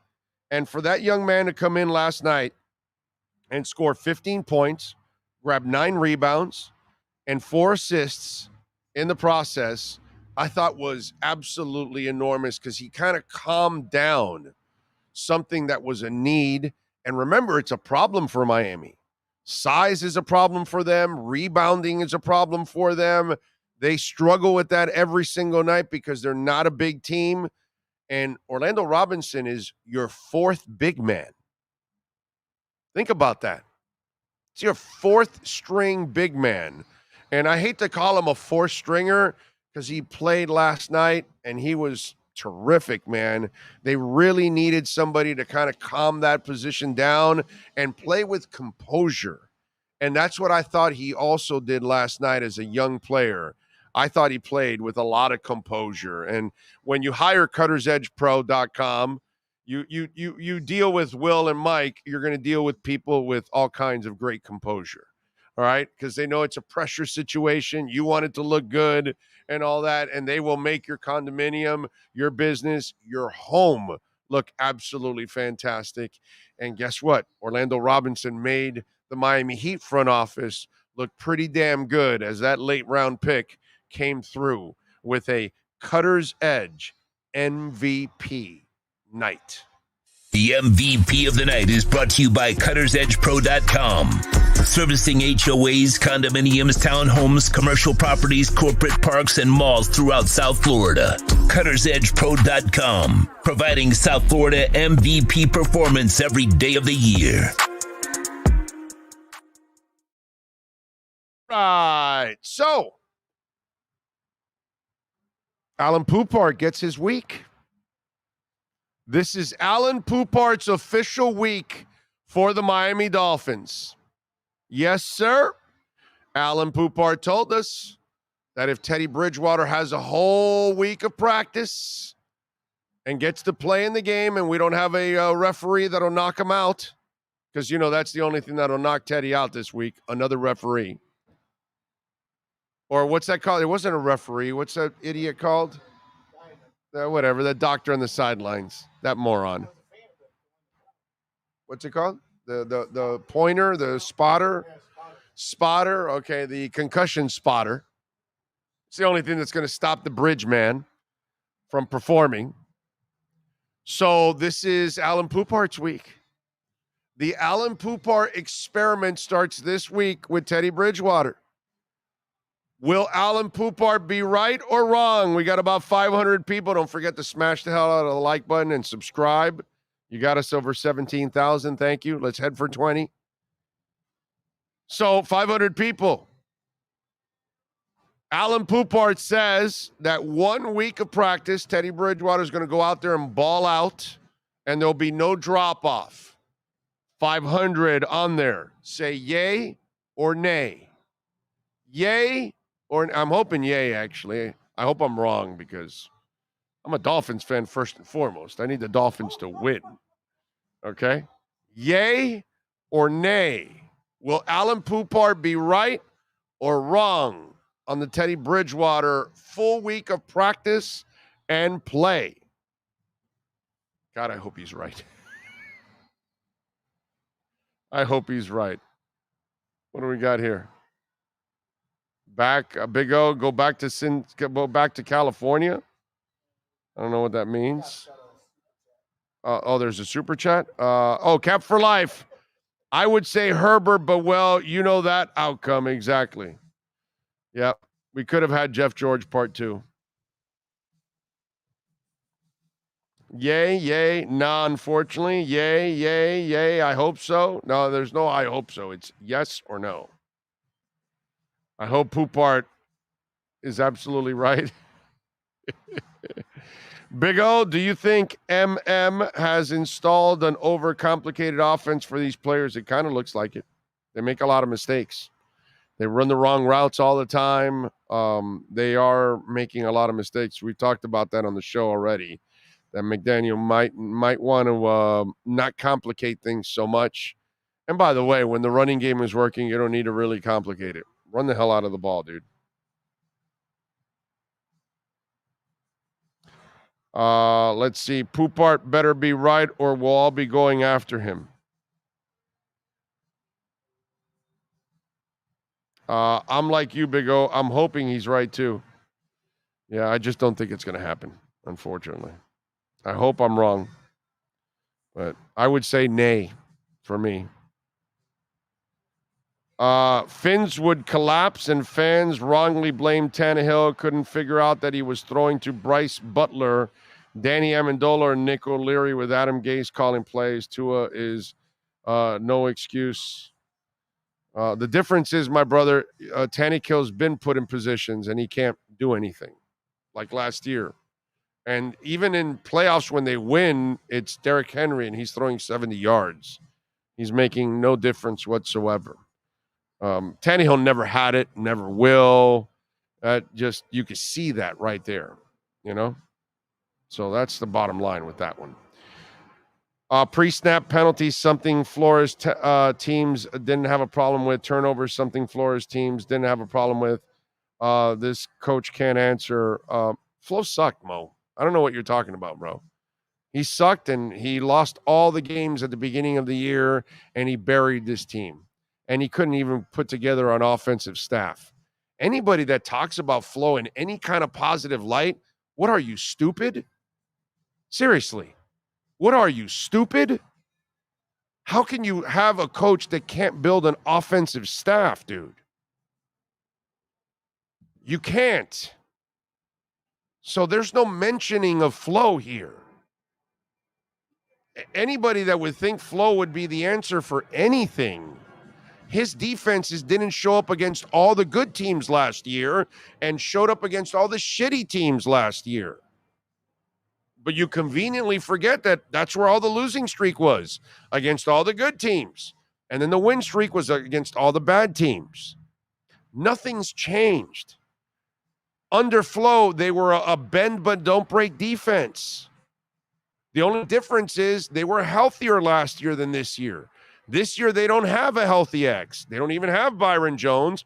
Nick Needham they lost, and they even lost their fourth corner.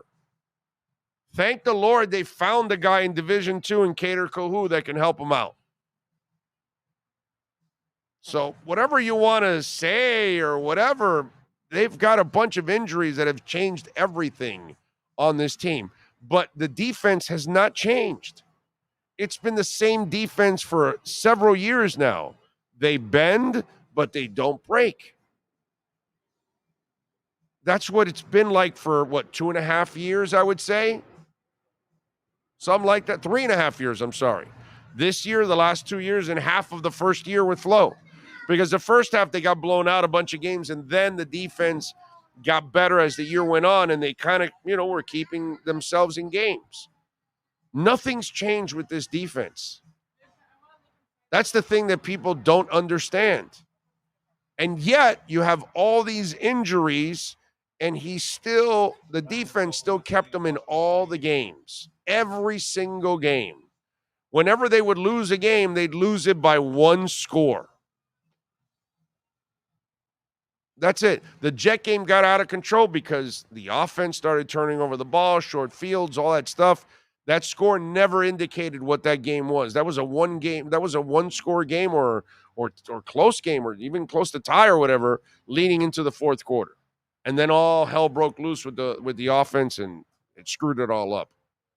Nothing's really changed that much with the defense. That's what people don't understand. It's kind of been the same group the entire time. They're just not healthy this year. This year, they got way too many injuries in the secondary, and they can't play the way they really want to play.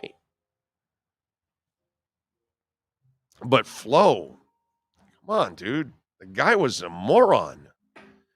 He had no people skills. Couldn't even figure things out with the offense. That guy had no business being a head coach whatsoever. They won in spite of him, basically.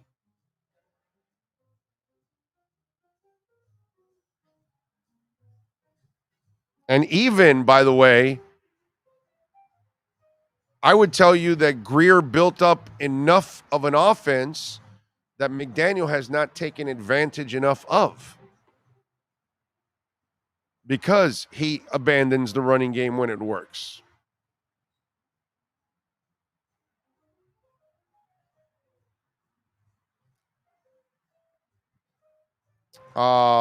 Let's see. Joseph says, if we can win this week and solidify our playoff spot to work the whole 2 weeks, I think the playoffs would be a whole different story then. Joseph, they're not healthy. So it's going to be hard, man, for them. And the special teams is unreliable.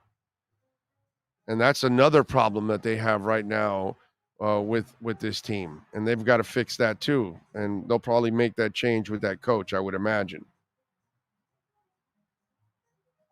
So who knows? Shaq, I have no idea how long Tua is going to be out, bro. I'm not a doctor, and I don't know how he's feeling right now. I don't know how he's going to feel in 2 days. I have no idea. So that you know as much as I do, my friend. This is all now it gets to the medical part, and we're, out of that. Alaric says, it's very odd to see a run-first guy come in and abandon the run so fast. Maybe there's something behind that. Maybe not. Alaric, I guess you weren't listening. Maybe that's what they do. Kyle Shanahan should have run in the Super Bowl with a 25-point lead. He kept passing the ball and handing it back off to Brady. And after Brady scores the first one, he keeps passing the ball. And then Brady scores the second one. He keeps passing the ball. Remind you of anything? So maybe they're run-oriented in theory, but when it comes to in crunch time or reality or something, all of a sudden they brain fart and forget about the run game, which would have easily won the Buffalo game for you.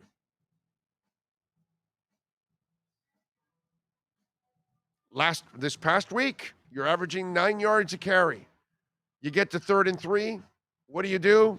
You pass.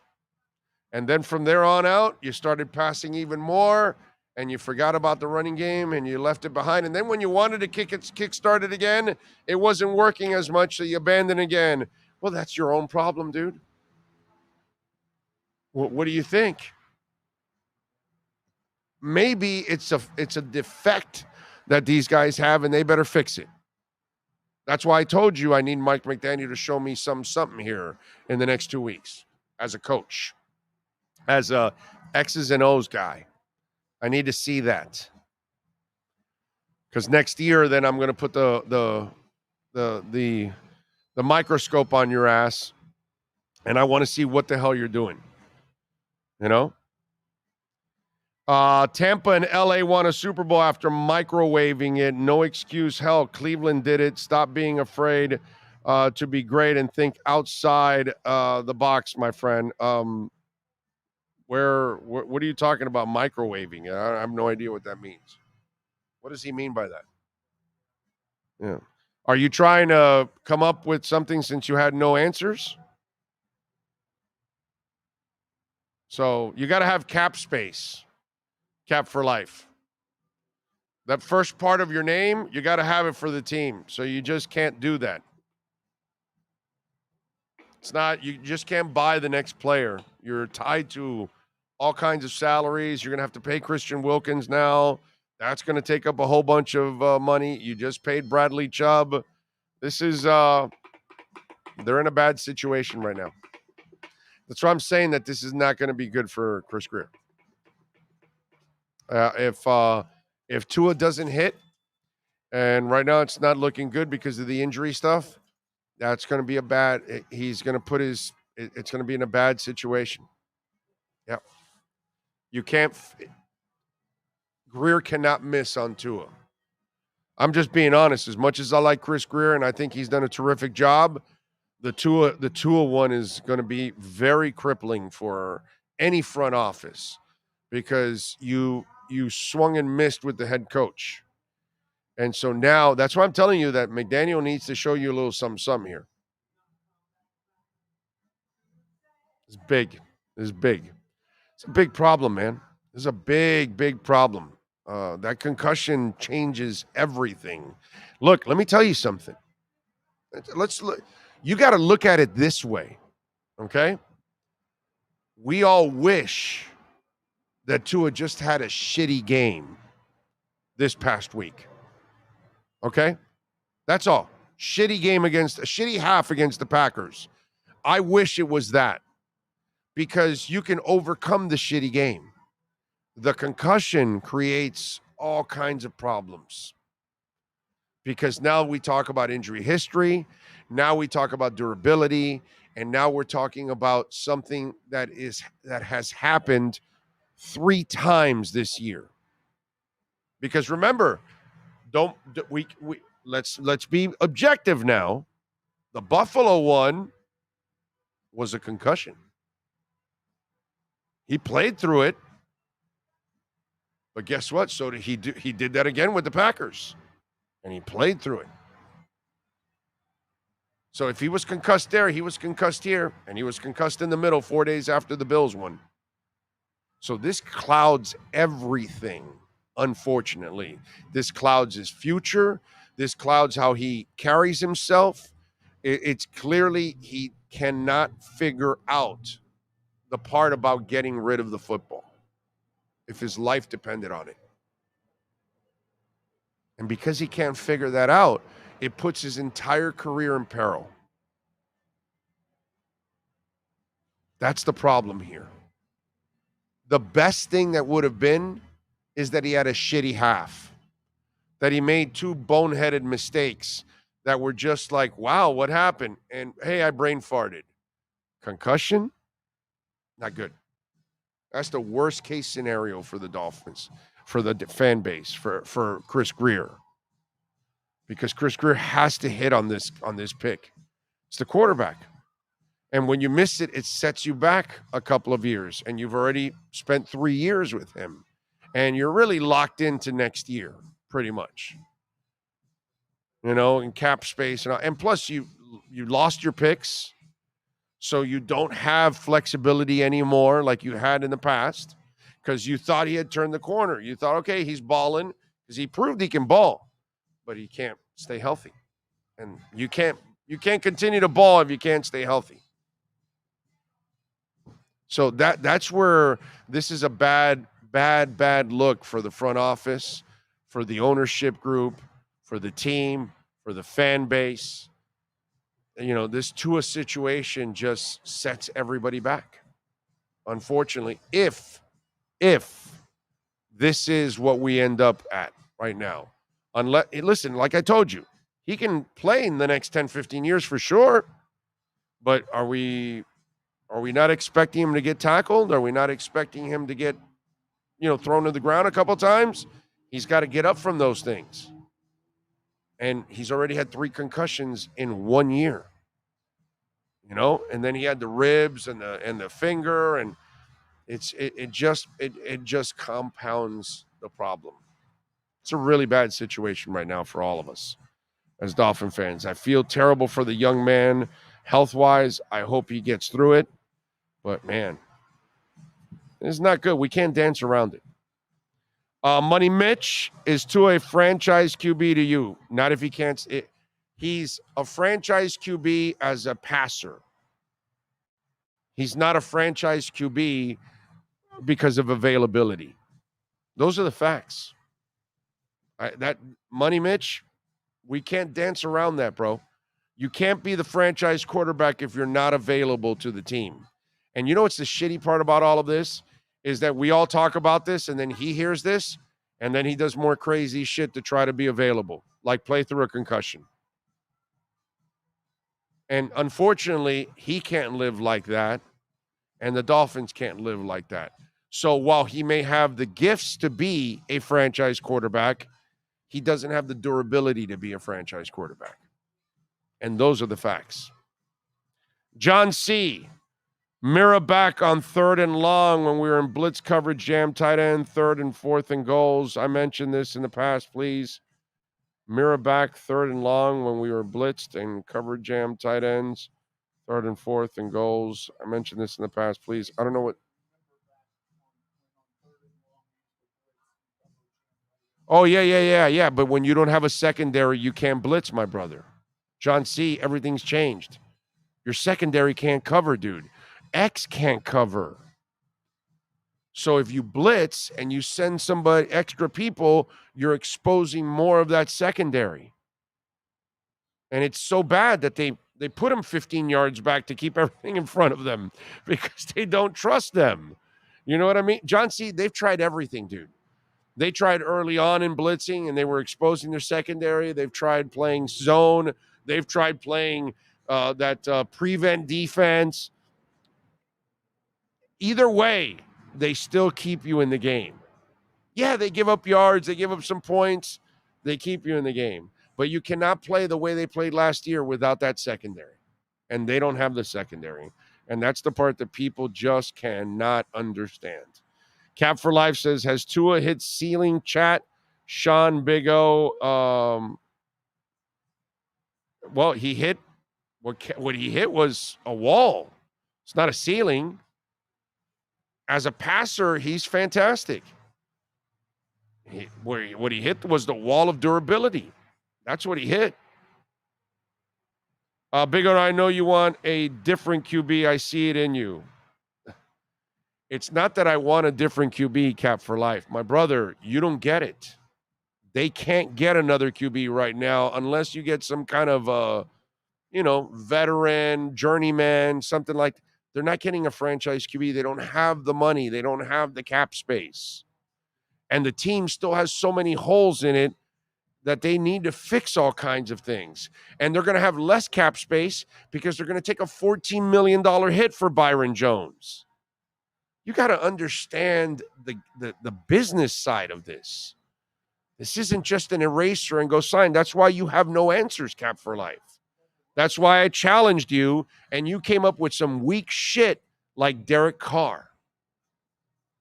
They got to pay Wilkins, too. Yeah.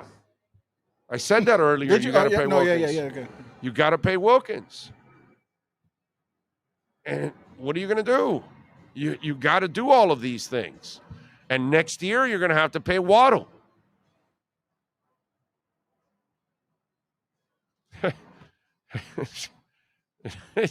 These things are all going to change this team. And there are commitments that you have to make, and they don't have picks thanks to the owners screwing up their 1st and 3rd. If they had the 1st and the 3rd, then they would have some more ammunition that they could move up to get a young quarterback if they felt like it, if they think it's right. Although I don't think that's what's going to happen. I think they're going to come back with Tua. I think Tua comes back too, but the problem is he comes back to what? How long is the leash on Tua next year? It's the problem, And you have to be worried now. If you're Chris Grier, you're Reggie McKenzie, you're God, now I'm forgetting his damn name. Anyway, if you're that triumvirate, you have to be concerned now, and you have to start thinking about other options and what to do and how you're going to plan out the team for next year. Okay? And I'm not saying at quarterback, because at quarterback you won't have many options, but you're going to have to think about how you design that team next year. Not going to be easy. This has really put the Dolphins in a terrible position. Terrible position. If we are Swiss cheese, trade Wilkins. You first have to tag him. See, Cap for Life, brother, you don't know anything about football's business. You're just like a fan that just throws shit out. You pull it out of your ass. He's a free agent. So you have to tag him, and then that's a hard cap number. And then trading him now, and this all becomes a mess. And what do you, again, you're going to develop a great player and trade him? No, you keep Christian Wilkins. You don't let go of Christian Wilkins after you've drafted him 13th overall and he's become one of the better defensive tackles or ends, or he's a defensive tackle. I know they play him at end, whatever. One of the better defensive linemen in the NFL. I'm not into that either, my brother. You Cap for Life might be used to watching the Dolphins and the Marlins, develop their players and leave. I'm not about that, dude. Christian Wilkins is needed in a big-time way. Big-time way. So, no. You're Cap for Life. I love you, brother. I appreciate the support. So does Sean. We love you for listening and all that, but you've got a lot to learn about the sport of football and the business side of football. It's not an easy thing.